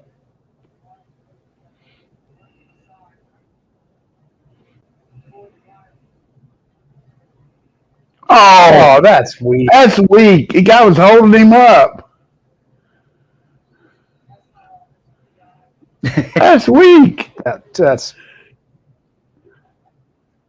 be good down and fake one, Kirby. 35-yard field goal attempt from the right hash. It's good. Okay, there you go. I'm not happy with that call. I think that was a bogus call here. Yeah. Agreed.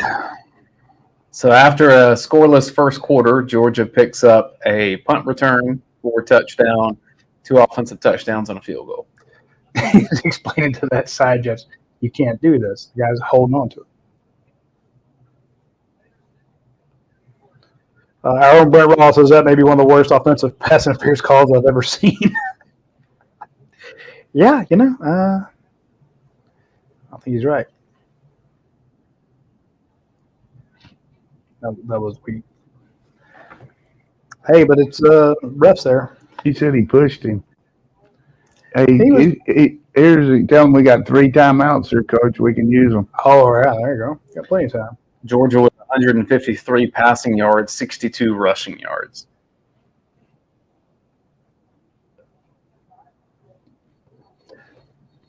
Our friends at Dead Sox, we have a deal going on this after this game. Whatever Georgia's margin of victory is, that's how much you'll get off on Sox next week. Right now, we're at 24% off. They cover the spread, you get up to 40% off. So that'll be interesting to see. A lot of people rooting and want new socks. They're like, hey, run the score up, Kirby. I got to get some of those no-shows. Be interesting to see if we call timeout here. I just don't see Kirby doing it. I can see him just going, oh, well, they're going to throw it. That key. This is the old. That the ball don't lie. That is what that is. The ball don't lie. Just some serious. I feel sorry for that quarterback. I mean, he's throwing on the money. I really don't feel sorry for him. I was about to say, come on, Coach. You do not. The betting gods are with the dogs there because there's a chance to recover. Great catch. Good coverage. Yeah, you're right. Everett. I've been happy with Dayne Everett so far. Well, Coach, you still got 3 timeouts. Yeah. What's going on here? I can use them after the score. I hate that for old Dominic Love. He had a touchdown. Taki, hang in there, buddy. He had a major surgery.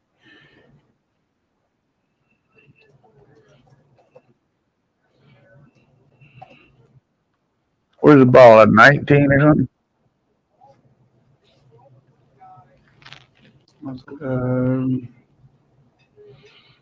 20.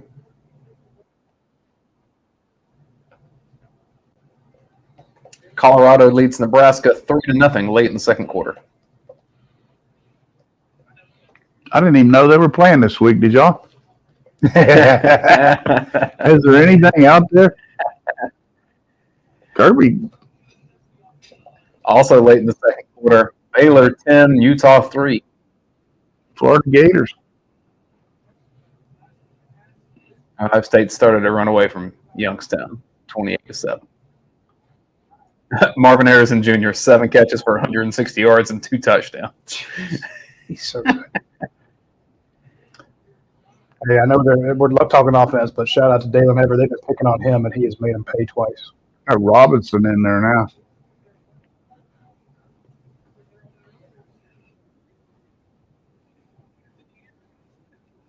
He's going to run. He's out of bounds. That's about the 6. Yeah, how far was that? 14-yarder? 14 yards pickup. I'll put Bell back in there and run that same play. Yeah. Josh Millard with a question for us. Is that the first time Georgia's had a special teams touchdown, a running touchdown, a passing touchdown, and a field goal all in one quarter? We need Dave McMahon on this. This year. Yeah. That's too easy, Coach. Come on. Josh, what did he asking? He loves his Bulldogs, but he also was he's excited about the defense. That was a good run, too. Down to the 1-yard line. True freshman Roderick Robinson. Go to him again behind Big Jerry Wilson. Tate Ratledge in there. The musical chairs at guard has me curious as to what's going on. Fairchild's in there. Oh, they got to bring in the fat boys now. Bring in that jumbo package. Both teams bringing in the fat boys. I love it. Lindbergh's in We there. had a chance to score in here and call the timeouts, but why would you run the clock down there? I think he'll be happy if they get out of here 31. Yeah. I don't think he got it. I'm mistaken. He did not. He just got to the line. I don't like that play. Maybe on 3rd down I would do it, but Now Georgia takes timeout. That might have been a Stacy Cereals from the box going, give it to my boys, let them push it in.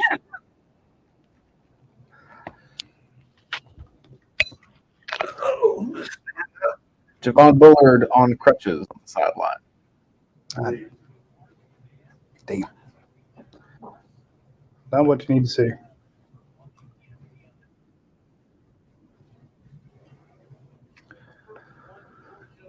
All right.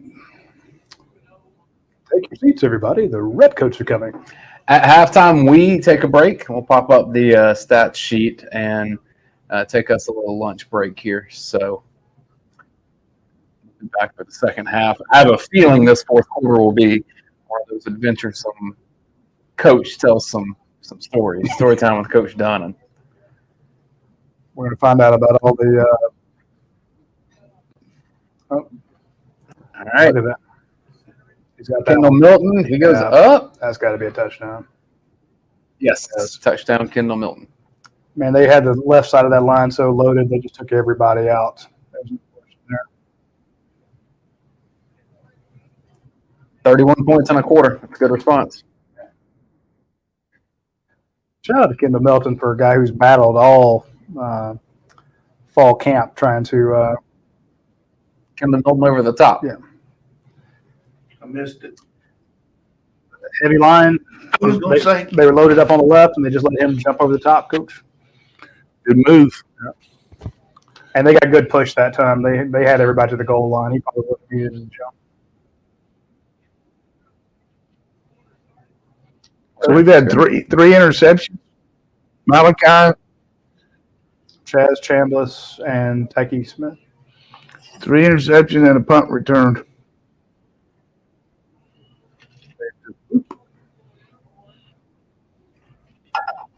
He did get some penetration from the outside. Yeah, Sheehan's got a little had tough time getting his guy on the ground. Georgia had the one fumble but recovered it. So a turnover margin. Pretty obvious got some talent. Yeah. Just got to get a little bit more. Georgia's 5 of 8 on third down.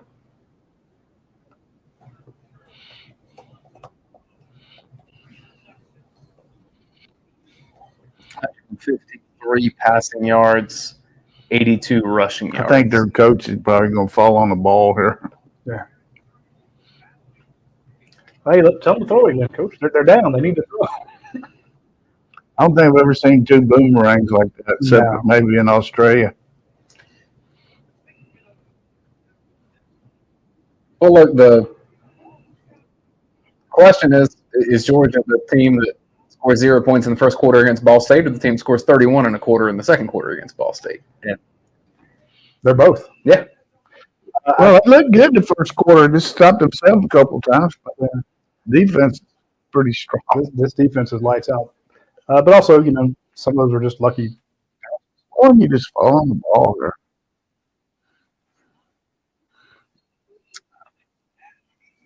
Two minute. Hey, Georgia, take a timeout.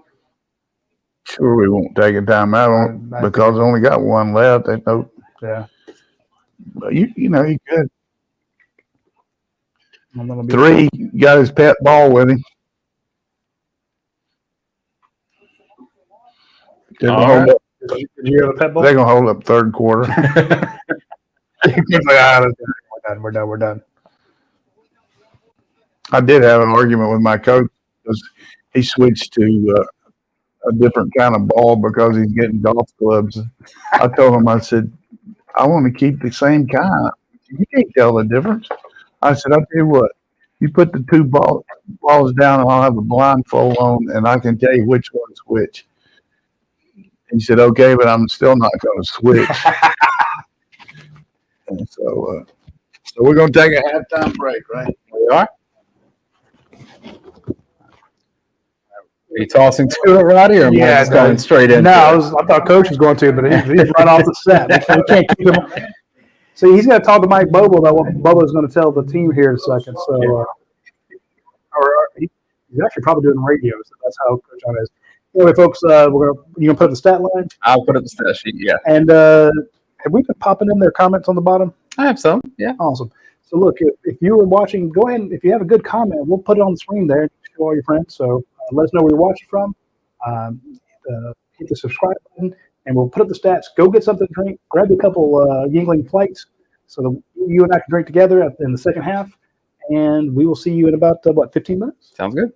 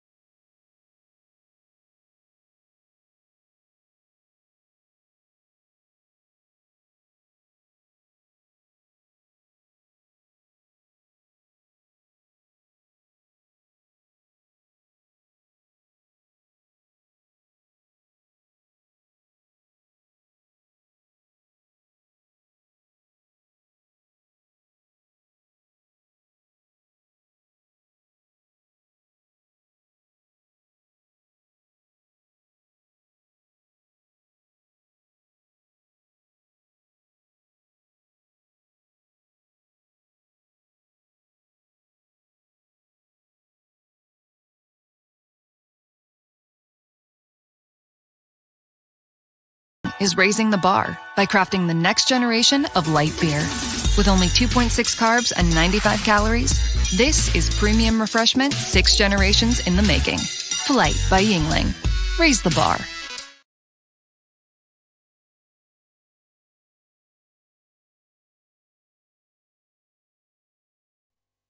All right, we are back here for the second half of the UGA Sports Watch Along show with the head coach and Hall of Famer Jim Donnan. I'm Dayne Young, Radi Nabulsi, publisher of UGAsports.com. Georgia now with a 31-0 lead over Ball State. This was 0-0 after a quarter, and then Georgia packs on 31 in a variety of ways in the second quarter, Coach.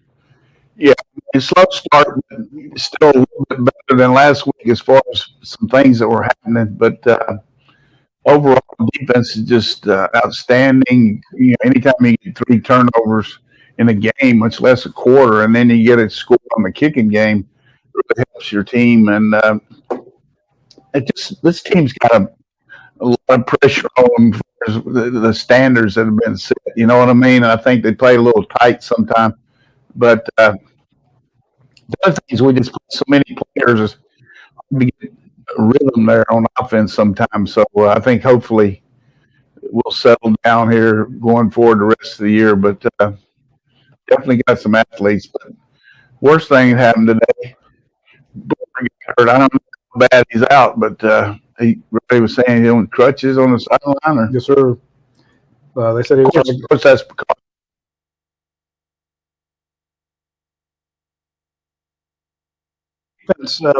Kirby Smart say on Wednesday, we didn't reach our havoc numbers. We haven't, when they're getting rid of the ball so fast, there's not a whole lot you can do. Well, it's still kind of havoc when you get turnovers. So, it really took Ball State out of the game. And yet another touchback. So real Circle turned into a real weapon here on the kickoffs. I mean, just every time putting it down there. We're going to get to see who's going to be the quarterback that made a change here coming in with the other guy this second half, looks like. He's not the one that started, is he? Yes. Might be. I don't know. That guy had his pet ball over there. Yeah. 15 was the player. Yeah, it was 15. Yeah. That was new guy.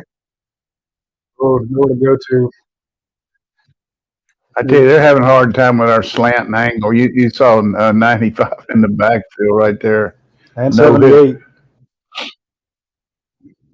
Team is probably thinking a little bit right now is University of Kentucky.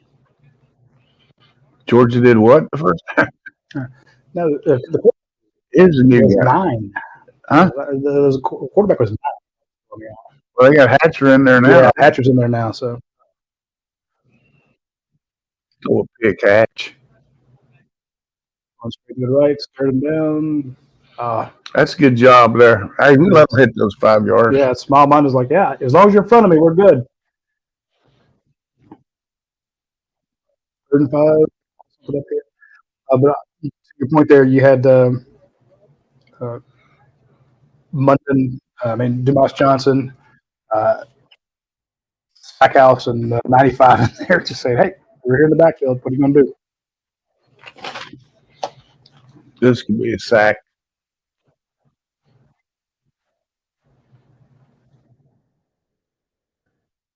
You going Malachi off the edge?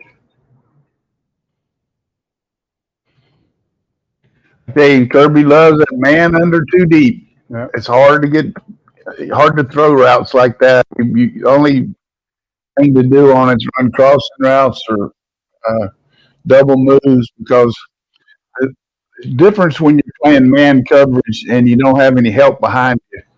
When you got help behind you, you can just get in this mess kit. Now, you're not worried about being big deep or because you got help behind you. But there's a lot you got to be able to release pressure, don't you? You mean quarterback? Yeah, get to well, I worry more about the quarterback running on 2 man. Yeah. He's got another one here.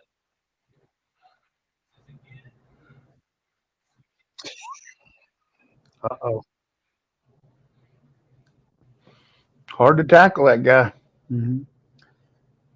35-yard return. Just one guy here getting his.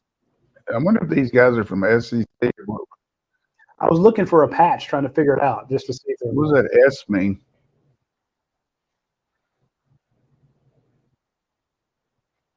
Nyland Green, that's your second big penalty. No, Marcus Rosemy-Jack Saint. Well, Green. I was just on the screen. It said Marcus. I was like, That's because they think it's him. But really, you see him talking to Green on the side. Watch along show.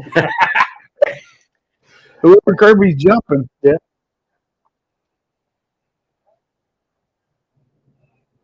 Nyland's probably wearing 28 again. Oh yeah, Nyland. Nyland's. The guy took him down. Yeah, but they were trading blows. Damn it.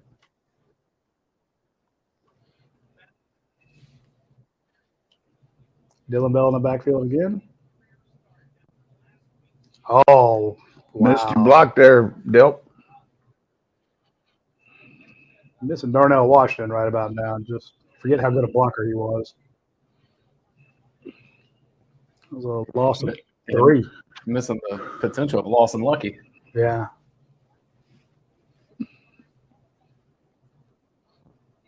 Buddy of mine went to practice, and he's like, we saw Lawson walking over there. He's a big boy. I'm like, yeah, he is. But hopefully get him back in, 4 or 5 weeks. Kendall wide open. Come on, Kendall. Drop your shoulder there. Good little drop there. Yeah. This is where we hadn't been good on the quick plays today. There's always been one guy missed.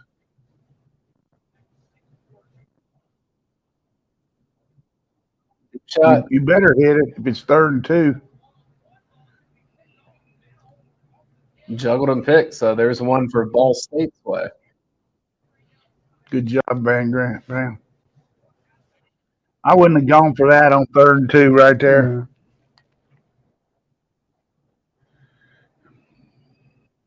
I think Cedric may have killed him. Yeah, I think that they thought it was a freebie coach because they thought that Ball State jumped off sides. Could have. Yeah, see, they're like, oh, we got this one. So he takes a deep shot because he thinks he's got it, but there was no flag. Well, that's why you coach, man. You saw that. I didn't. Man. Wow. I guess he felt like he wasn't in the neutral zone.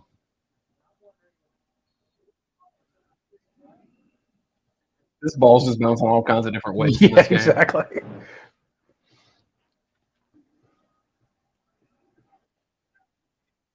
Who was Matt saying there?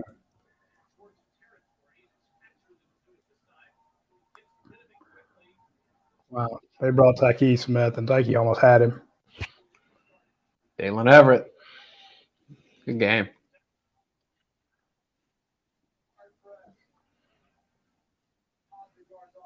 Again, they were picking on him early, but he's made him pay. But what are you going to do? Go to the other side with Kamari Lassiter? Yeah. that's actually Skilla and Caritas here. Which one are you going to take on? Dan Jackson, man, at safety. 3-1.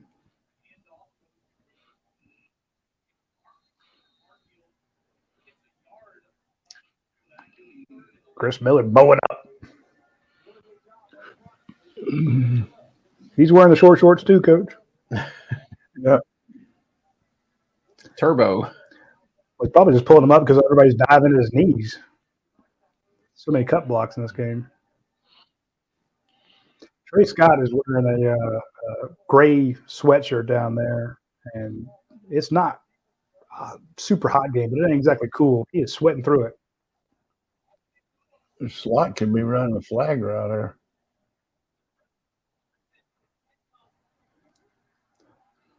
There's a hold on C.J. Allen. That looked like one of those Auburn plays thrown in the hedges.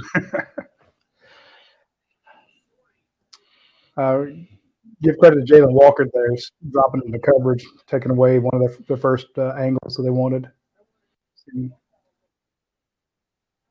Nope. See, right there at the bottom of your screen. They're like, I want to throw it to him. Jalen's all over him. No. Look like Jalen's covering a slot receiver, coach. That's a little dude. He played tight end.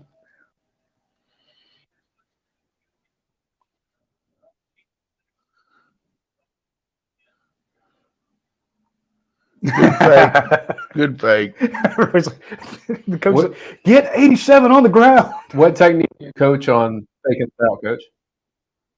If you know that you're gonna, the first thing you do is put your heels on the 10, and if you have to back up, you know that you're never going to touch it. But then, if you think they're close enough to down the ball, then act like you're going to catch it, and then slow their rush down, their ability to figure out whether you're going to catch it, so they can't get their feet planted there and catch it. The ball bounces. Georgia Tech and South Carolina State delayed. They're going to delay that probably till tomorrow. Yeah, not too excited about that. Dayne, if you would run our commercial for to getfreewifi.com. So if people are having a little, they don't want to watch these commercials. Watch one for something that could help you out a lot, especially if you're on Medicaid, you're on a Pell Grant, supplemental security insurance. We can get you free Wi-Fi. It's a government program. Josh Millard's heading it up, and all you got to do is go to the website or call them, and they will see if you qualify to do it and get you a free phone or a super discounted tablet.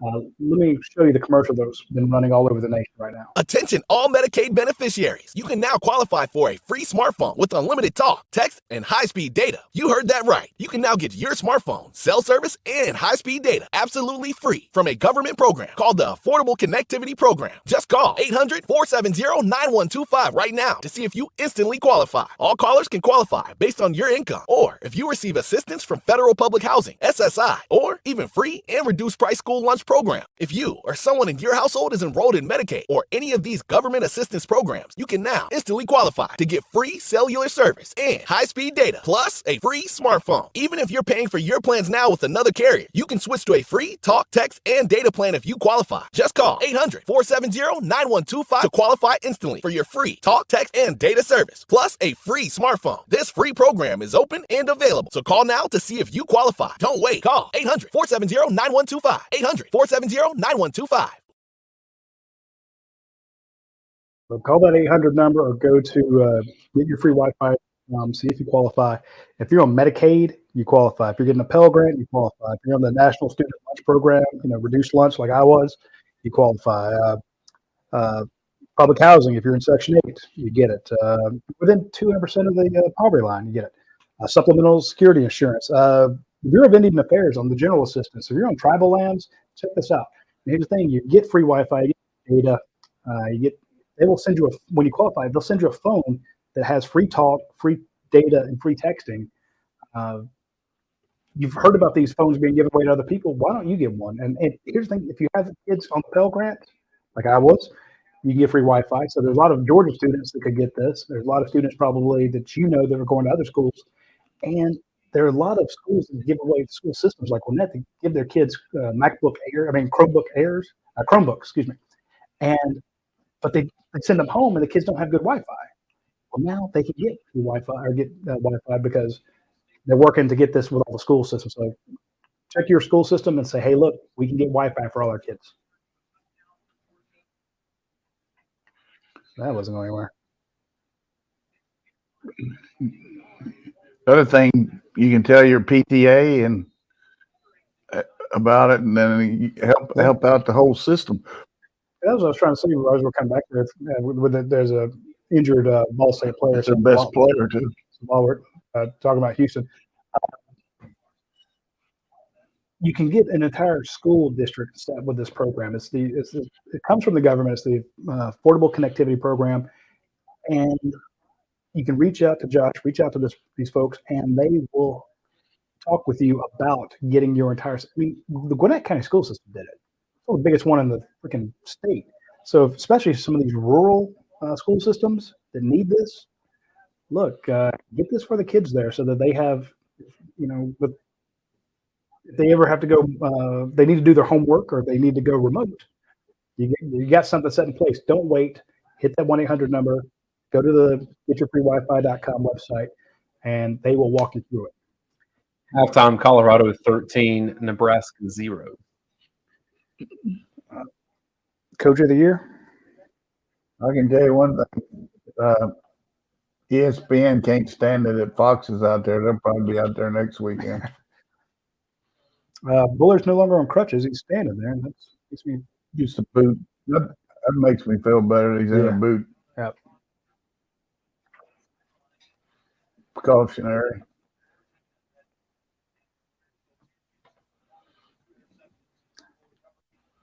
He's got a cramp.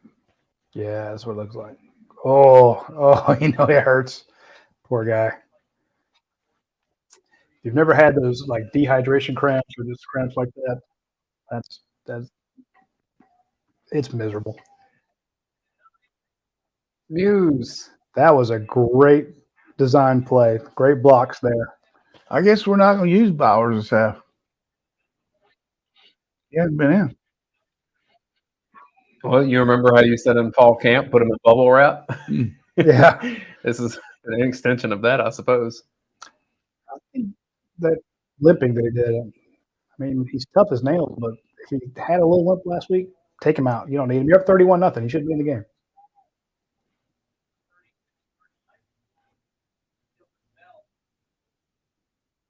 They need to put in Pierce Berlin, though, so you can run your 12 personnel. You're determined to get the ball to. That's pretty good after the catch, 7 yards. Yeah, it is.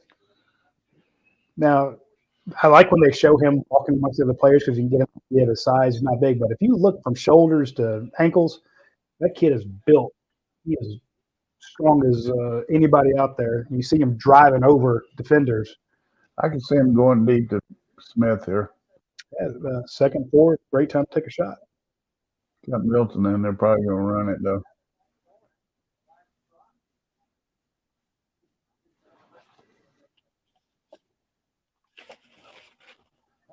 What was that, Beck? It's supposed to be a run, and he decided he's going to throw it. You see? I mean, what? I got lost, Coach. You got to walk me through that. He was going to. There was a run play, and he thought he had an uncovered receiver, and he was going to throw it to him. Okay. Called, a hot. See the run? Oh yeah. Changed his mind. Yeah. The receiver went to block. Right, because yeah. So your whole your offensive line is expecting a different play call, so they don't block for it. This guy's electric, man. Oh, their face masks might be stuck together.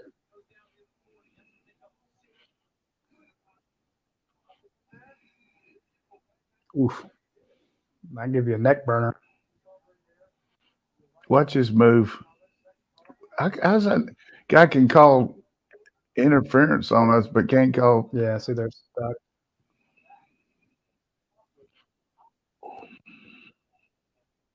Yeah, why wasn't that a yeah, like I said, it's where's your horse collar call? He's wide open. I like the way he's dealing here. Yep. I believe that's going to put us on the over for receivers. Okay. I think that's 11. I don't think I took that. A lot of our we do a prediction piece every Friday, and that was one of our prop bets with 10 or more Georgia players catch a pass.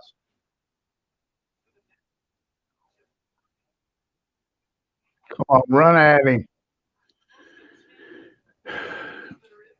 Not a very good throw there. Yeah. I knew it hurt his neck. Poor Radi. All right. 6:48 left here in the third quarter.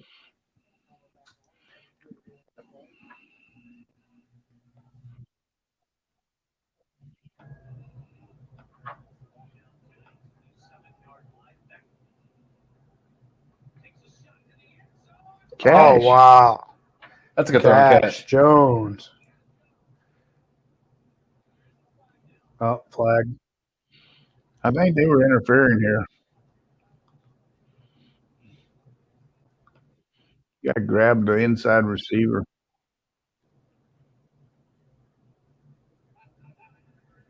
There you go. There you go. You called it. Doesn't matter, buddy. He's got a touchdown on him. Catch me in. That was a beautiful throw and catch. Wheel route. See him holding Bell. That's one of the prettiest passes of the season for back. Yeah. Tough catch.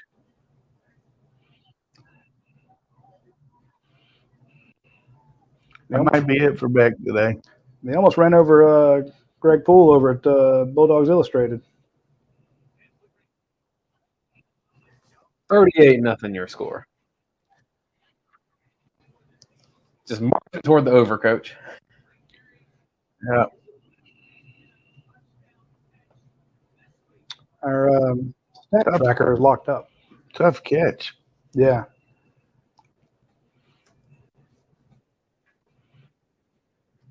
Did they turn it off? Cash broke it. Yeah. All right, so that should be it for Carson Beck, you think? I mean, take a chance. That's what these other guys can do.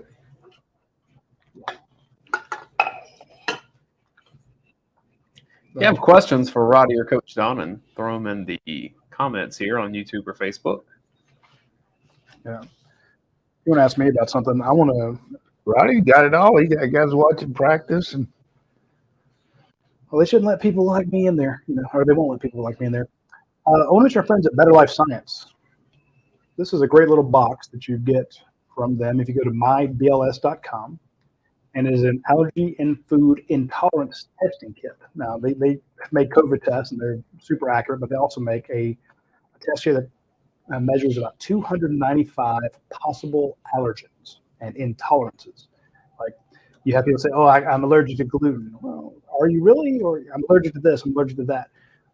Maybe just it was bad when you had it. You might not be allergic to it. But here's where you can find out. So if you have kids, Dayne, I know you have children, you need to get all your kids tested. I need to get my son tested. I'm going to give him probably this one here. And you basically go to mybls.com, you fill out the registration thing, and they'll send you one of these. You register your test, and then you have a little vial here for catching it. You do a little clean the area. You do a little pinprick on your finger. You put it into these little lancets. You've put a little Band-Aid on there, and then you send it into them. A little mailer with it. Then it comes back with it's a very large report. I think it's about 17 pages. But what you really want to look at is the last page. The last page will say, "Hey, here's your summary," and it has all the major categories. Okay, pollen, mites, plant-based food, insects, venoms, others like latex or ficus, animal tissue, farm pets, farm animals, fish and seafood, meat, milk, eggs, spores, yeast, stuff in the air. So they will let you know what you have a sensitivity to, and they have like 4 different categories. So you find out exactly how sensitive you are. You wonder, am I allergic to it, or will I just have a reaction to it?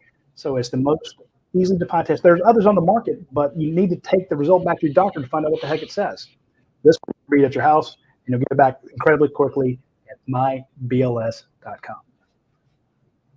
And there's a kickoff. Oh, we just tried a pooch kick. Yeah. They're going to get him down early here. Yeah, got him at the 21. They're mad about that 4 yards they've been getting. Question from DT4C. I may have missed it last week, but what's with the cutoff pants and jersey sleeves? I mean, it's just the trend around the country. I mean, they don't cut. It used to be your pants had to cover your knees with the knee guards, but now they don't really enforce that except for Harry Dog. He's got them. Yeah. But it's a very flagrant rule. Well, remember that violation. A couple years ago, they were calling it on everybody, and now they just let it go. It's like you might as well just wear shorts. wear a girdle out there. Chris Miller again. Woof. You having a good game. From Doyle Beddingfield, legit question. It seems like running when Truss is in there rarely works. Is there any chatter about going with Wilson as a starter? Well, I mean, maybe he's missed some, but he's played a lot, so I don't think they're going to move him out at this point. But he's missed a few blocks.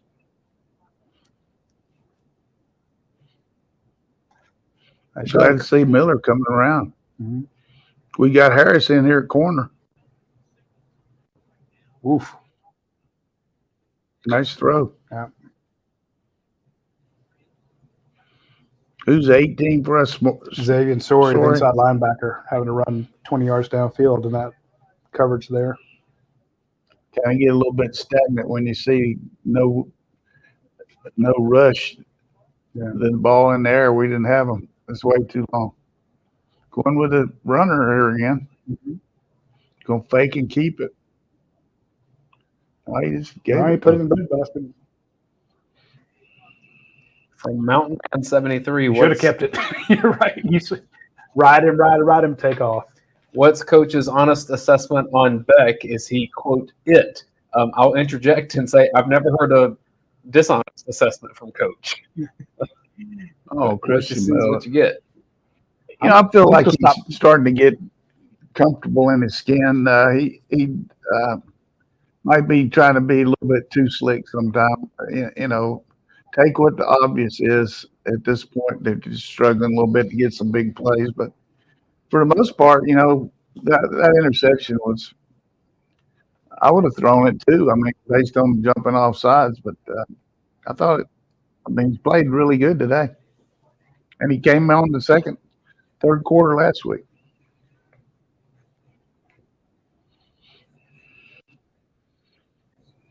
Let's see. Beck is 22 of 29 for 242 yards, 2 touchdowns, 1 interception.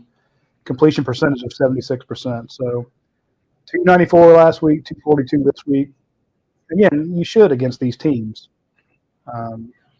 Couple drops today. One of the Bowers would have been a touchdown, but I think the defensive back did a good job breaking it away from him, and then he dropped the screen. But Dylan Miller dropped that one in the end zone too. So that's 2. And there were drops last week. Dominic Levitt had a pair. So he could use some help. But at the same time, I'm with you there. Late second quarter, Wake Forest 17, Vanderbilt 7. Assuming that's at Wake Forest? It is. It was delayed. It was supposed to be, it was an 11 a.m. kick, but they got a drive or two into it and had to go in the locker rooms. Virginia has stormed back and leads James Madison 28-17. All right, Wahoos. You can't lose to James Madison. Although those boys play tough. James Madison is a great university. James Madison versus Thomas Jefferson. Yeah. But you cannot lose to them. You will never hear the end of it if you're Virginia. Oof. Dr. Greg Steele says, so Coach is more knowledgeable on QB play than the computer guy, referencing the criticisms I had of Beck last week. I mean, does Jim Donnan know more about quarterbacks than me? You had some good points, but I have a tendency not to be too critical if I can help it till we see what's going on. But he still got to do it when the band's playing, when on the road or whatever it might be. But he needed this game today, I think. I think our fans will be a little more jacked next week when we get the Gamecocks in there. Yep, I agree. I think Georgia's pass rush should be getting jacked up for the Gamecocks being here. Well, I like the fact we got a 3:30 kick, and I'll be 4 or 5 flights soon. 3:30 kick. Y'all gonna miss me next week? No. All right. Gonna be up in Wisconsin, Badgers. Yep. It's like a game on Fox when they focus on the crowd more than they do anything else. We're going to have to see right here if our defense can rear up. There's Boom. He's a good boy. Pretty dog. He's a beautiful dog. If you ask him who's a good boy, he will tell you that he is. Playing a lot of zone here. Jordan Hall, then, number 44.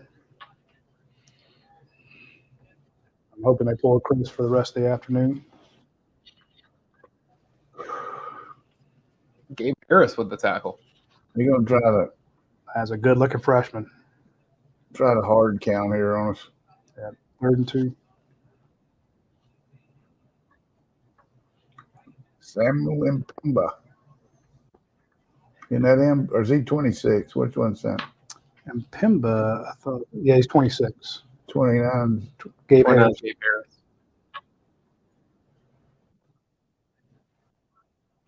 Good play.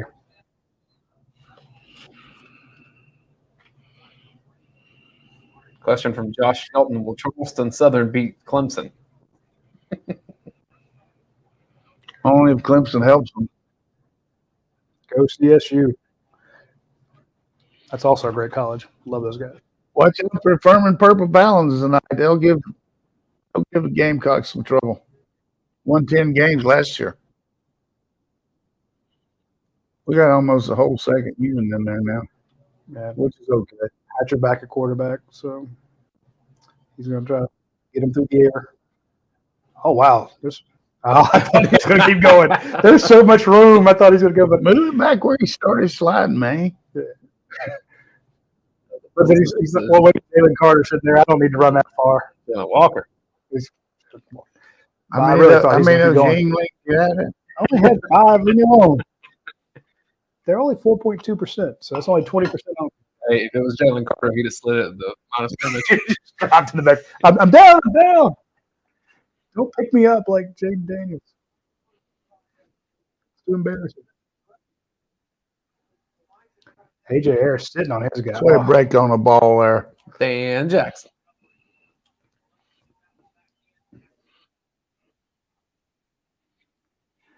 Nobody will see Harris at the bottom of the screen. They're just locking his guy down. That was brilliant.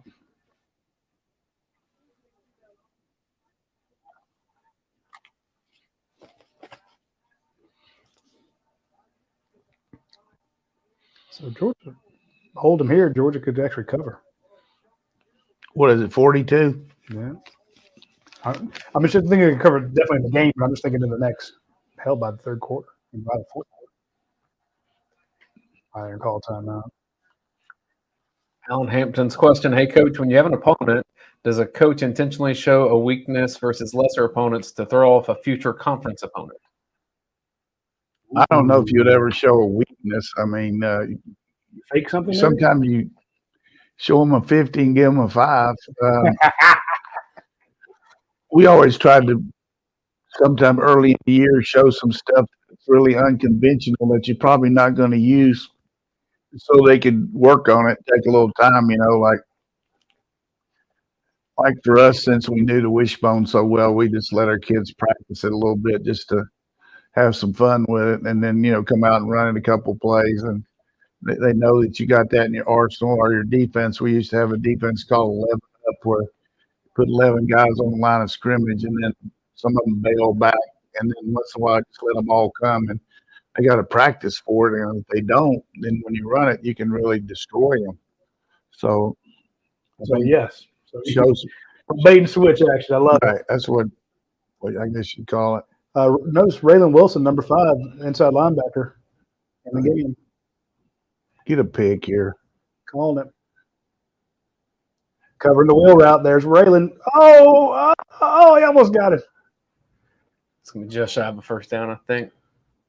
Richard says he's surprised that Michael Williams was quiet today. I think Ball State got the ball out pretty quickly. Hard for rushers to get there. I haven't seen Michael in there a lot. I don't remember seeing that. There's a guy that hadn't practiced much. I mean, he's a good player, but, fundamentally, he wouldn't miss that tackle. I wonder if Michael's even played. You mentioned Janelle Aguero in on that tackle with Julian Humphrey. Going to fake and throw it in the flat here. Too bad there. Where Gabe Harris. Michael has a tackle on the stat sheet. Mm-hmm. Great job, defense. Swell up. Gotta love it for that true freshman. Taking Vandergrift time. Gotta be. Yeah, put him in there. Not so much the back. It's a really good job here defensively of making the move. CJ Madden knocked that left tackle backwards, coach. Mm-hmm. These guys have a hard time blocking people that are slanting. Yeah. Ron's over there. Beck's still in. Roger Robinson, first down and more. That's a big boy. Let's see you run it 2 or 3 times in a row here. Yeah.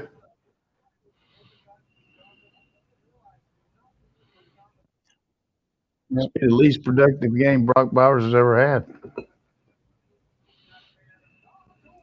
Saving him up for the Gamecocks. Honestly, if I saw that coming at me, I'd have a hamstring issue all of a sudden. Sorry, coach, I couldn't tackle him.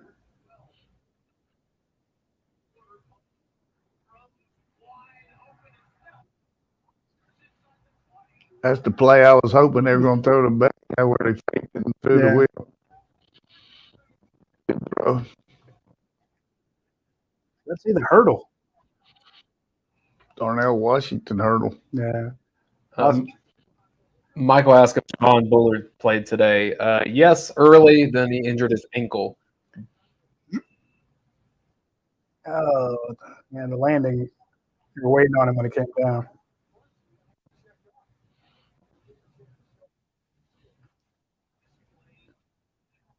Oh, my goodness. Touchdown, Georgia. And there's a cover. Need one more for insurance in case they get it. Yeah. Garbage down. Nice march. Again, shout out to Radi Robinson. Pushed into duty with some of the limited running backs. True freshman gets his first touchdown. Did he get one last week? I thought this was his first. I had one last week. Yeah. Love it.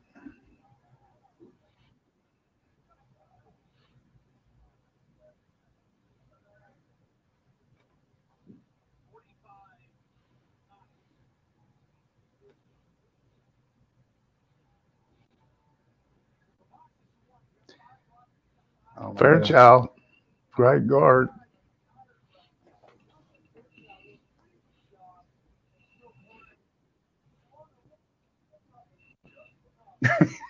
Keep your head down when your running back's jumping over you. Micah Morris, the left guard there too. Yeah.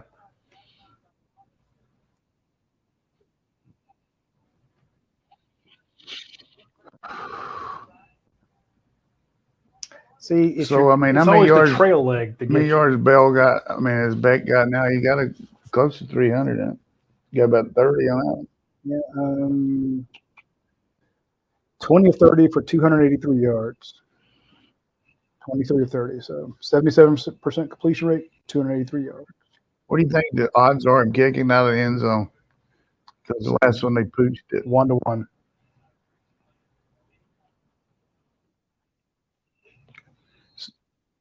Did he kick it out of the bounds? He did.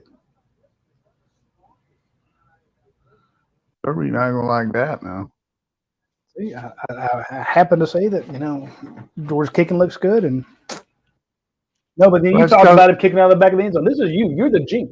That's, what happened, though, is because he kicked the one. Yeah.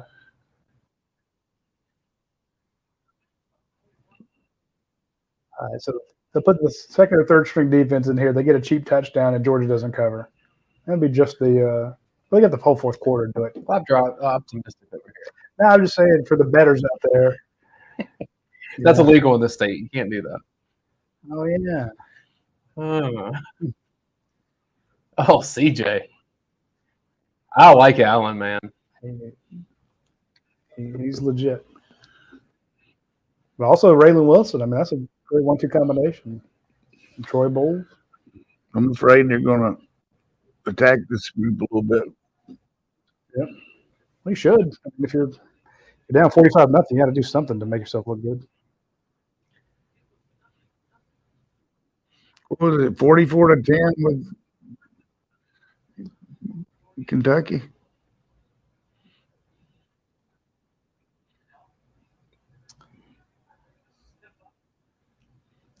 So my first thought when Delp went in the air, being an old photographer, I was like, I missed being on the sideline to get that shot.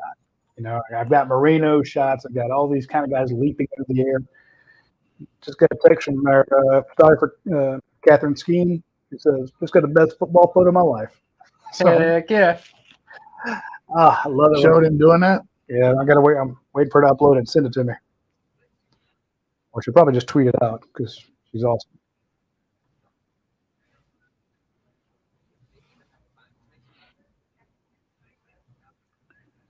So tell us about Yingling, where we can get that now, all over town. Yeah, you can get the Yingling anywhere that sells beer. So Yingling, again, when we first started out, was very limited. You know, you had to know somebody. Kind of like Fat Tire was for the longest time. You couldn't get it anywhere else. But now Yingling, you can get all the different varieties at Kroger, Costco, wherever you want to buy your beer, like your Publix, package stores. But when you go in there, look for the new one. Look for the Flight.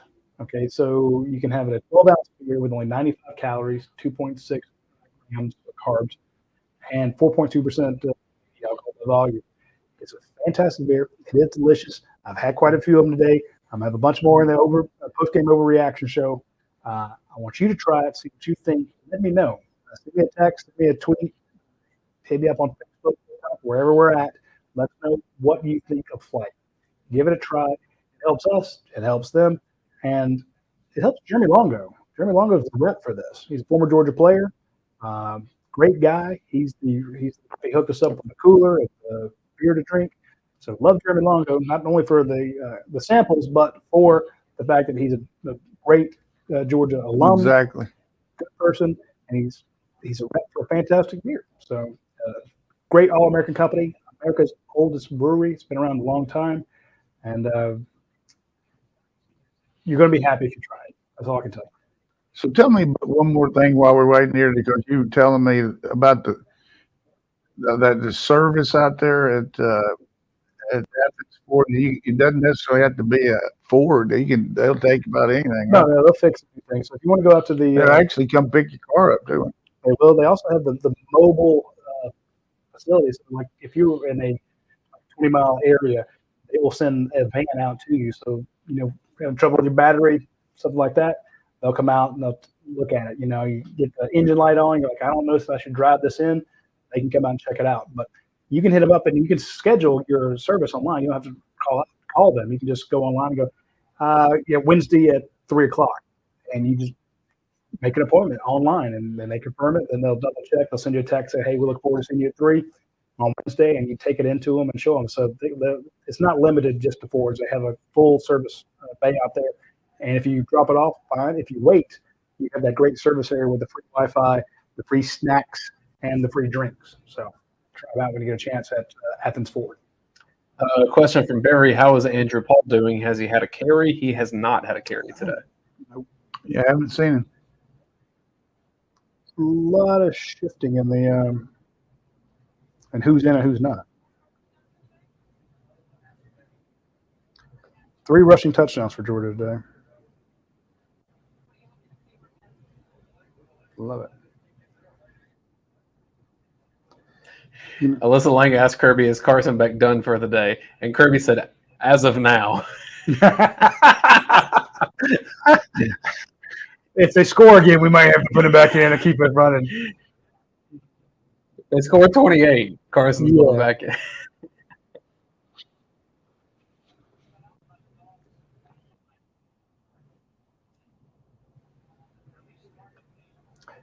So funny. I didn't think there was any way that Georgia's going to cover this. And after that first quarter, I was feeling pretty good for my prediction there. Who knew in 2 quarters they'd score 45 points? What was your prediction? I figured that they would I felt like 42-0, or 38-0. That wasn't a bad throw. Nyland Green with the reach at the last second. That was a good throw. Kenny's watching from Rome, Italy. I was there this summer. 106 degrees while I was there. I think Kirby wanted to be there, but didn't he say he had to go to Mississippi instead for baseball? I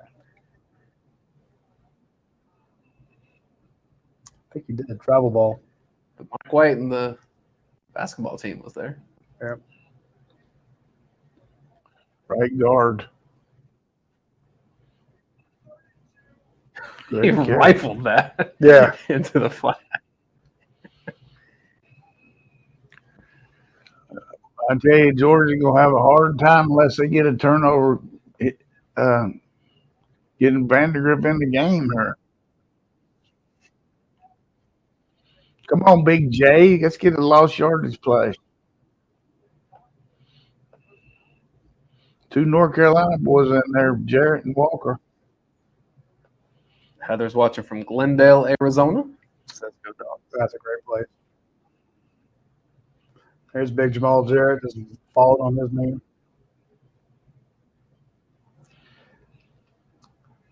I'm glad to see Jamal Jarrett get in the game because with him and Jordan Hall, that's hey, that entire defensive line is all freshmen. 4 true freshmen out there, if I'm not mistaken. Everybody's wanting a shutout.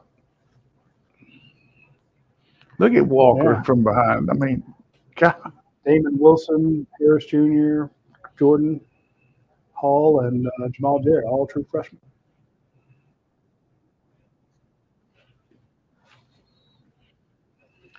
Jerry's in Henderson, Kentucky. Never been there.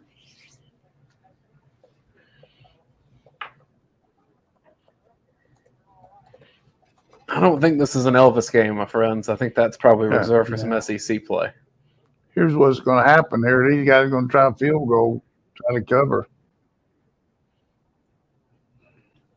You mean the coaches know what the lines are? Yeah, what's up with that? Patrick Taylor. That goes against everything we're told. Throw the flat right side. Yeah, it's got the numbers. Slam against A.J. Harris. That's tough to defend. Yeah.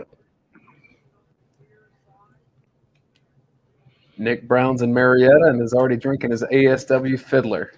My man. We need to get the ASW to also sponsor this show, too. Yeah. We'll upsell them next year. Y'all come on and do the ASW thing.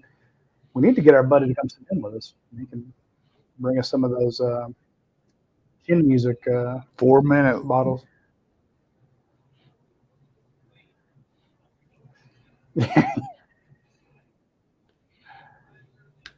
There's just a wall of beef coming after him.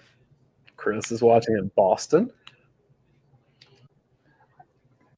Ask Chris if he has one of those Boston accents yet. Tell him to send me some lobster rolls. You had lobster rolls the other day. You didn't give me any. I love lobster roll. There was a place in Vegas that's all they sell. I looked at it. It was like $32. Really? I don't like them that damn much. That's pretty high. It's like fast food. Come get a lobster roll, but it's nuts. Pretty good pursuit there. It's a way to support. Gregory and Tanisha Davis say, dang, defense, get off the field. I want to see Vandergrift. And our quarterback head coach over here thinking the same thing. Impatient, waiting for the defense to get out of the way. Roddy, Chris says he's only been in Boston a year and a half. So okay. Well, you ought to at least know where to go get some lobster. What does it take? Chris, do you know where to get some It take me about 24 hours. Boston, you know, hey, Boston's famous for lobster, man. Not interested in Chick-fil-A up there. Here comes Allen. Oh, wow. Wide open. There's 4 more minutes.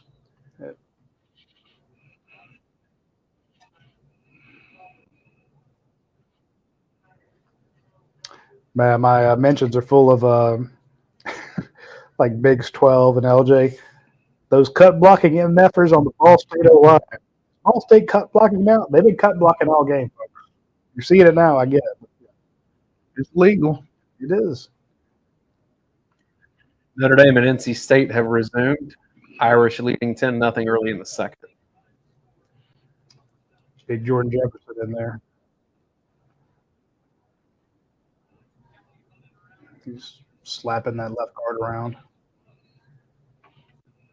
Kansas State leads Troy 28-10, fourth quarter. There, that's a good job there by CJ Madden. Colorado 23, Nebraska 7, going to the fourth. Prime. We needed some of you guys when they start talking about all these guys that never heard of a guy playing over 100 plays. Ask them if they ever watched Champ Bailey. Yeah. Never heard of a guy doing 100 plays. How many times can he do that? I don't know. He did it a lot. UGA Chris M, thanks for the super chat. He says it's almost time for the singing and great coach.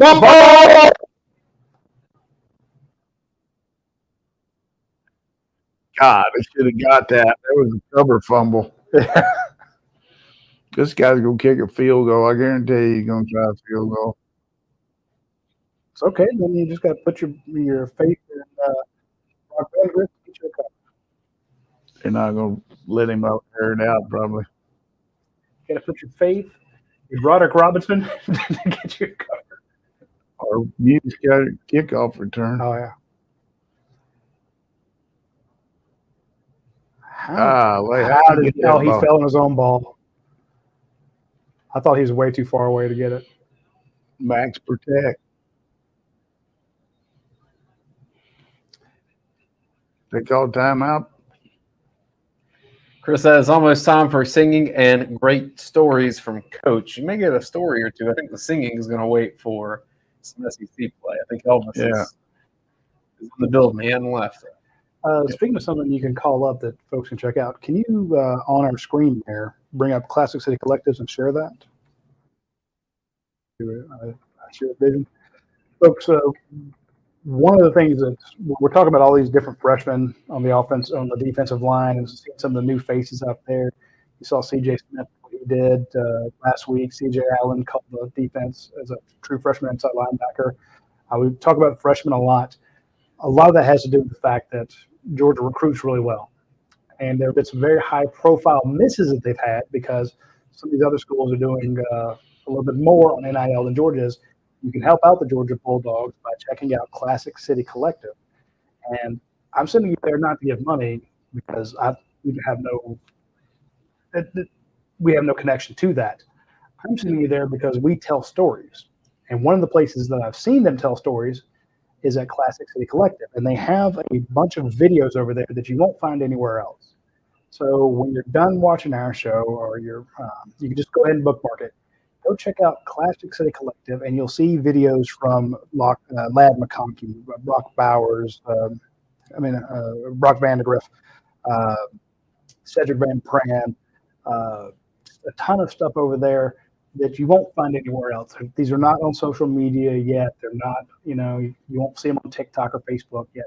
We're going to try to get some of these and put them on our channels. But the idea is if you want to see some unique content that you won't find anywhere else, go to Classic City Collective. And the reason I will also recommend them, because it's almost like you could say, why are you recommending media that you guys don't have? Well, because what they're doing actually helps the university, and it's something new. This is access like this we've never seen before. I've been doing this 30 years, and you've never had players having their own podcast, players able to go out and do videos and stuff like this. But they had that at Classic City Collective, and you can go check it out. And if you're there and you decide to give them money, that's on you. I'm not part of that as a media outlet. That's not something we do. But I can guarantee you it is one of the Kirby Smart's #1 priorities. And without the Classic City Collective, we wouldn't be able to point out the entire freshman defensive line. We wouldn't be able to point out the wide receivers, the running backs, Roderick Robinson carrying it in for a touchdown. You've got to be competitive in the NIL program, and Georgia's NIL program is the Classic City Collective. So check it out. This game, Ole Miss Tulane, is the game I'm most excited for today, even more so than Bama Are you drunk? and Texas. I am not. should be. Well, you said Tulane's quarterback wasn't going to play. Huh? It sounded that way. I don't know if that ended up being for sure the case. He's staring him down. Well, they're going to kick a field goal here for get the cover. Of course, it's 42 would be a tie. 42.5. Was it 42 and a half? I think there's a hook on there. I thought you bought the hook down. No. I will check our. Let's watch your boy Muse run this back. He's going to miss the field goal wide left anyway. Got some pressure up the middle. High diddle diddle, they're coming up the middle. What the hell? Yeah, that's There's time left. Yeah, I mean, you got 9 minutes. Georgia. They scored 28 points in 9 minutes in the second half. Giving up points 2 weeks in a row. What a terrible team. So I predicted a shutout, so I'm a little mad. Mountain Man 73. Who are y'all picking tonight, Bama or Texas? Tide. Roll Tide. Yeah. I'm with you there. Yeah, I think that 1 point thing was just a little much. Trying to find out what where are our all right, there's our score predictions. All right. Oh no, the Bulldogs were favored by 43.5. So okay. That changes things a little bit. Go read my prediction, please. Of the Georgia cruises but winds up with a bad beat on the spread. Ha! I'll say Georgia comes up just short on the cover. Prediction 48-6. See, not even close. Man. Well, Richard says 9 minutes is plenty of time for Richard is right. I agree. And they're not going to go out there and go, hey, let's try to run the clock out. I mean, I can see them, keeping the ball on the ground. We've seen this numerous times where they bring in a big back, bunch of running plays, and they get just enough for a first down. And they've had 11, 10, 9-minute clock killers by keeping them on the ground. I can definitely see that happening. But I could also see Ball State missing a block and one of those guys just taking it to the house. So. Games like this is why betting sometimes just seems so dumb. Coach, it was 43.5 on the spread. I That's think what we saw. I know some people had 42, 41.5, but maybe 43 is what I guess it depends when you bought it. Yeah. So that was ours. I don't Muse back there. Oh yeah, he could knock this out in one fell swoop. That missed field goal is going to loom big for the Dogs. Come on, Boone. Talking about a story we were playing. The line was 62 against KU, and we were playing on national television, and we had a kid go in there. All he had was going to dive over the pile and would have put us at 70, and we would have covered.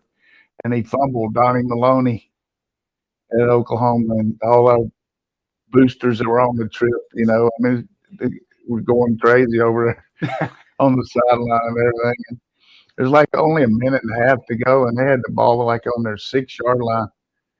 And Bob Valicente was the coach from Kansas and ended up coaching in some in the pros. And they threw a flat pass, and we had a linebacker from Edmond, Oklahoma. I can't remember his name, but made a spectacular one-hand catch. And, of course, we went in and covered. So he did a good job of helping us cover that 62. There's Andrew Paul with a return. Well, he hadn't gotten the ball, so he finally. So, but those fans that we're talking about the guys that were on the trip, out of the big alums, and they had all that money on the game. And then we were riding across the parking lot, and Switzer saw a recruit from Kansas City named Kenyon Rashid, a good fullback that I was recruiting, and he stopped the bus and got off and ran across. I said, "Coach, that's an illegal contact." Said, I don't care. So he went over and saw Kenyon, said hello to him, and then got back on the bus. So that was a trip. Did all those donors take care of the guy that helped cover? I'm sure they did. $100 handshake. We had plenty of those. Sometimes they shook the coach's hands too. I remember that whole damn dinette set. There it is down the middle.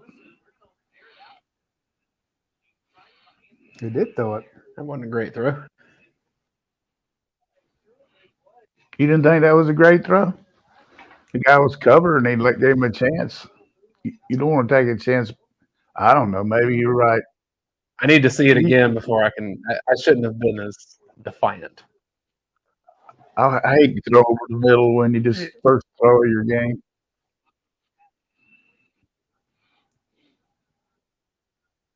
Oh, he loaded up. Jackson Meeks. Hey, it's good to see him at least get into the game. That doesn't bode well for the cover. This fake punt might look good. Oh, that would be a riot.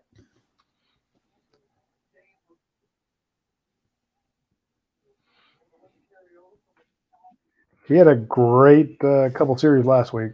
I think he'd like to get that one back.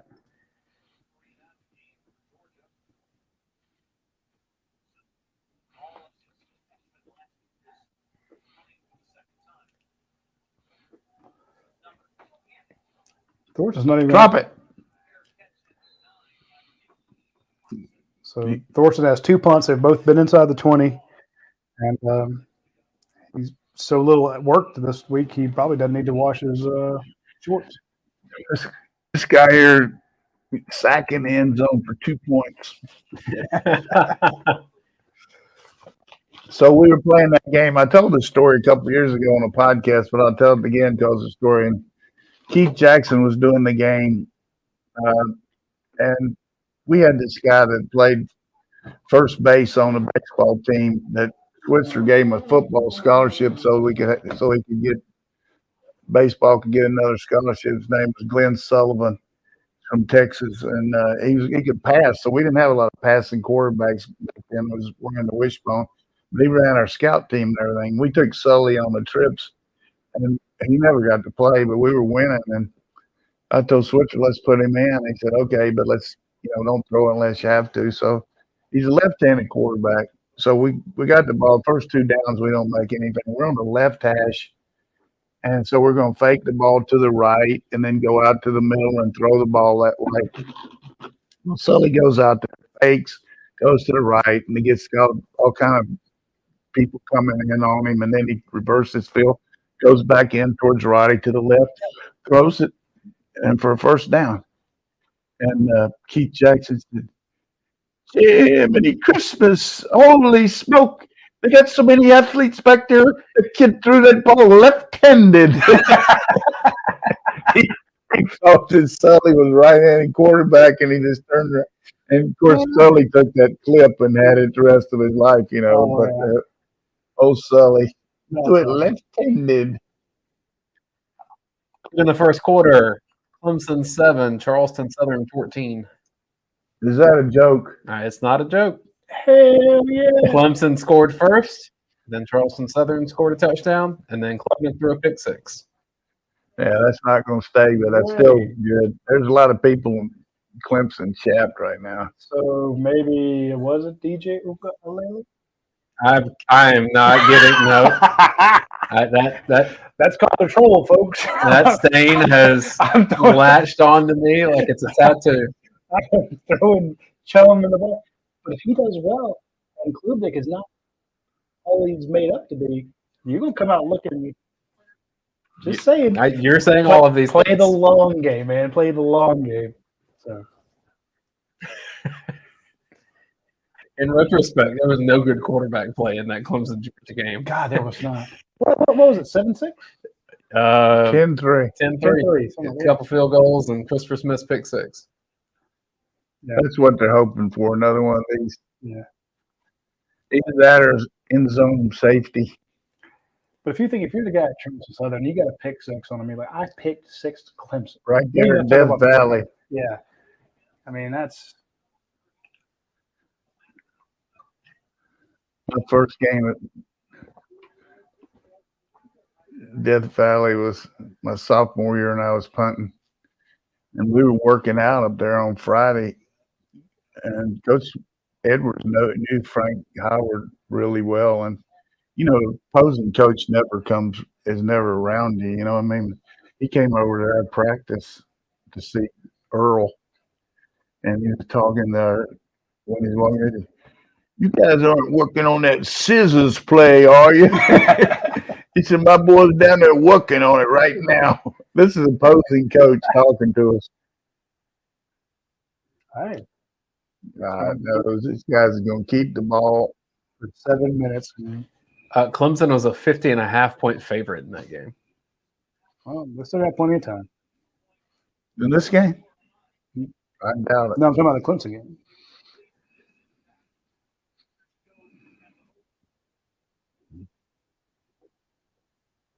I don't even think we're just run like 7 or 8 plays this half.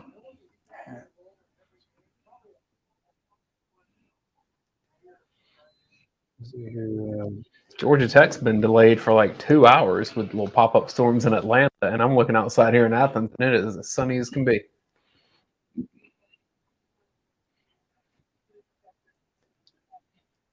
This is ridiculous.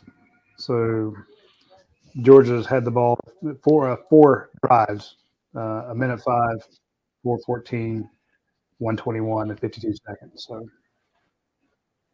about 7 minutes in the entire. Oh my goodness! Second half.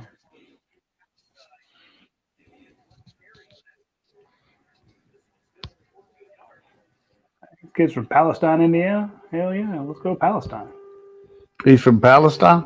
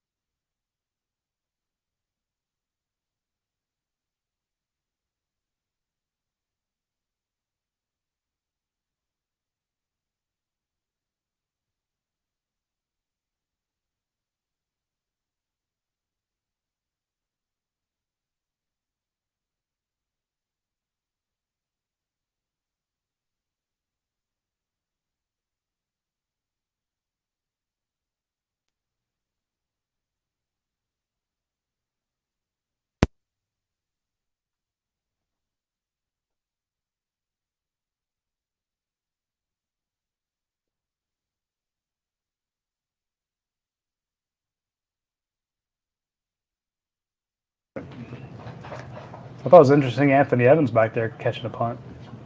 Who was? Anthony Evans, Really? another speedster.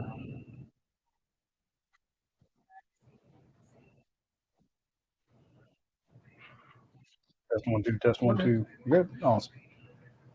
So, who's your money on quarterback coming in? Probably let Gunner come in. This Clemson off is 14-14. Hard to believe Charleston Southern scored 14 points on. And I think Dabo's gonna have to adapt a little bit to the portal, don't you? I do. Maybe a little too late. And here's the thing: I don't care how long you're around. Eventually, you have one or two detractors, and they get hell for being a detractor, for not being with the team. But once they stake out that position, they stick with it, and then every time you make a mistake, they get louder, and they start convincing people that they were right the first time. And no matter where you stay, no matter how popular you are, eventually, people want something new, and he's given those detractors a lot of ammunition by not being by self-inflicted. I'm not going to go to the portal, some of the coaching things there. Now, if he's successful, he'll eat so much crow, there's nothing he can do. But I'm just thinking he's given his detractors easy victories with stuff like that. It's like, come on, man. You don't have to do stuff to make them happy, but don't give them the low-hanging fruit of not taking transfers. And He took that the poor old Clemson line. Come on, took that one quarterback back that left there and then came back. But Little old Clemson, Roddy. was it little? Little old Clemson. Yeah, exactly. I'm like, oh man, Don't pick on little old Clemson. right. The constant, we're not respected mantra. And, Don't even look at them. Little old Clemson. Yeah, They're not even there. Baylor still up 13-6 on Utah. surprising. Scott Warren, the greatest.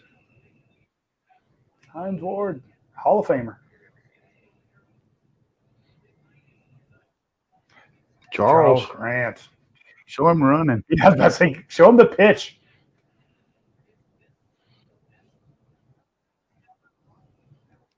When did you know that it was a good idea to just pitch to him? Well, watch him in high school. There's Gunner in there.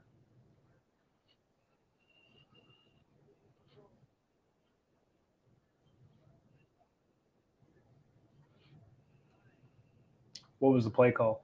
Looked like it just off tackle run. I'm talking about when you pitched it to Grant. 49 sweep. 49. It's Kentucky. 86 yards.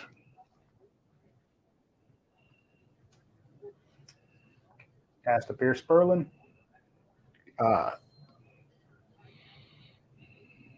Come on, Pierce. I don't think this team will be able to score.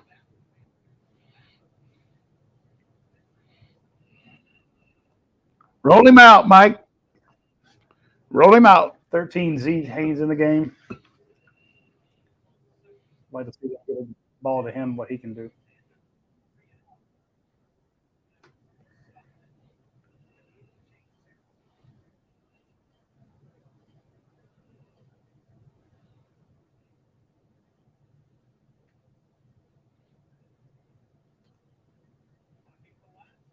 And down he goes, 10. 4-man rush. That is likely your bad beat solidified. Yeah, you called it, Dane. So Scott Van Pelt may get a little play out of this. We might roll him out. Good coverage. Yeah, I would say give credit to 47 on defense. He ran around the entire offensive line to get there.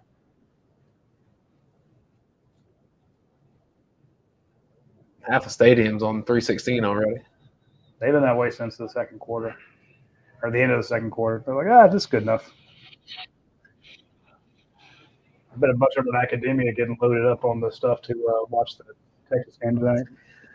Coach, early thoughts on Georgia versus South Carolina next week?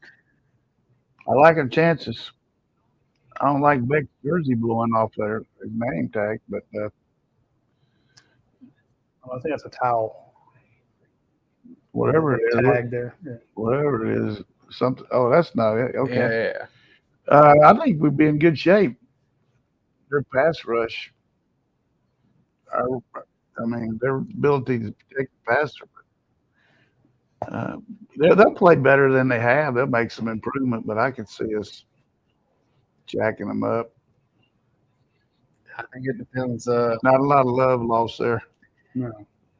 I agree with you that Furman. I think Furman can take them tonight. Furman's Strong. 10. They're good. These guys continue to run the clock out. Yeah. There's 35 more seconds.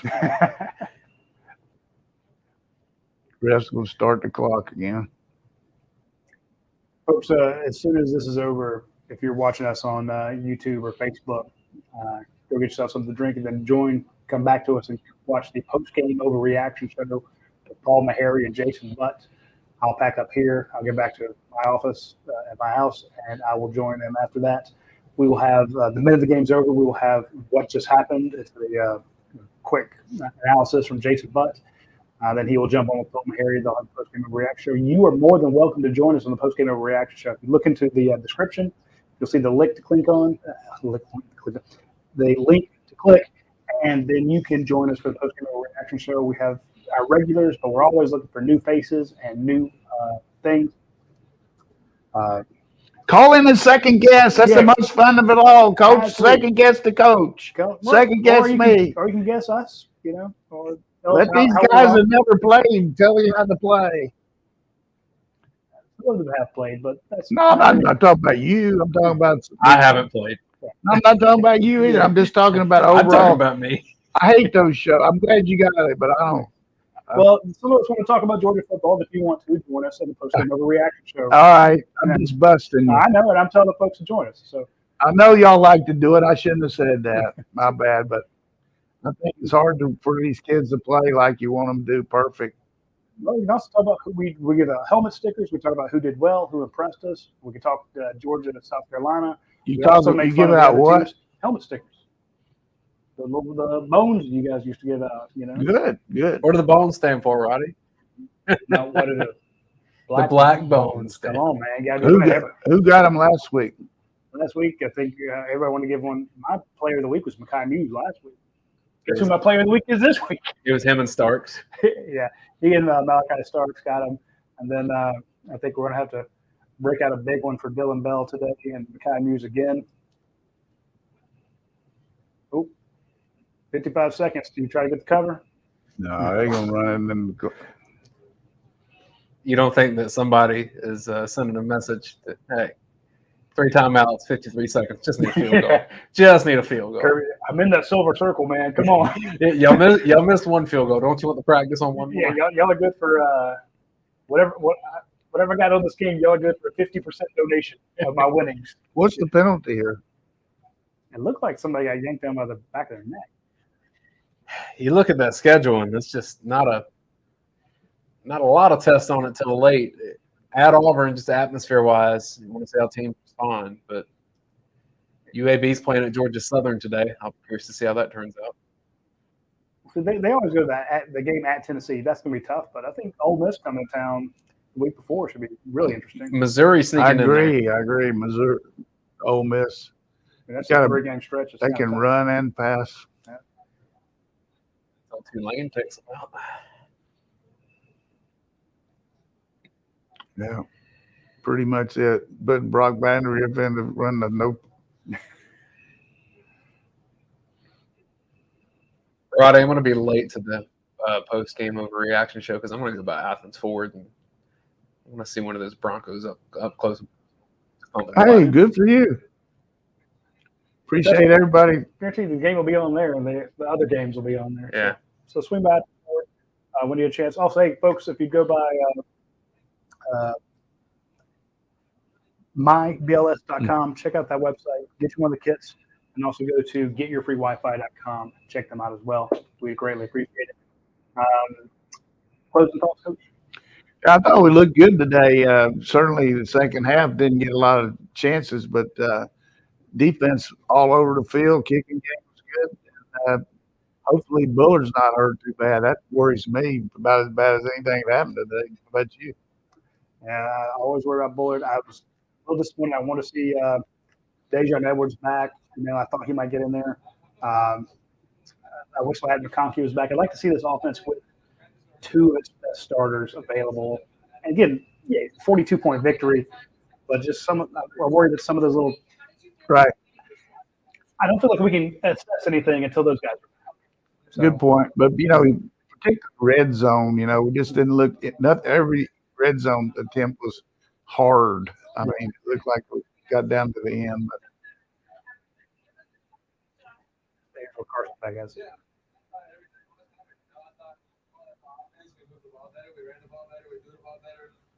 obviously, we still have more that we can improve on. It's only week 2. It's a long season, so we'll get back, assess, and practice this week, and hopefully come out even better next week. Charleston Southern had a fleeting moment. Yeah. Charleston Southern now is trailing by 7. I said the same thing.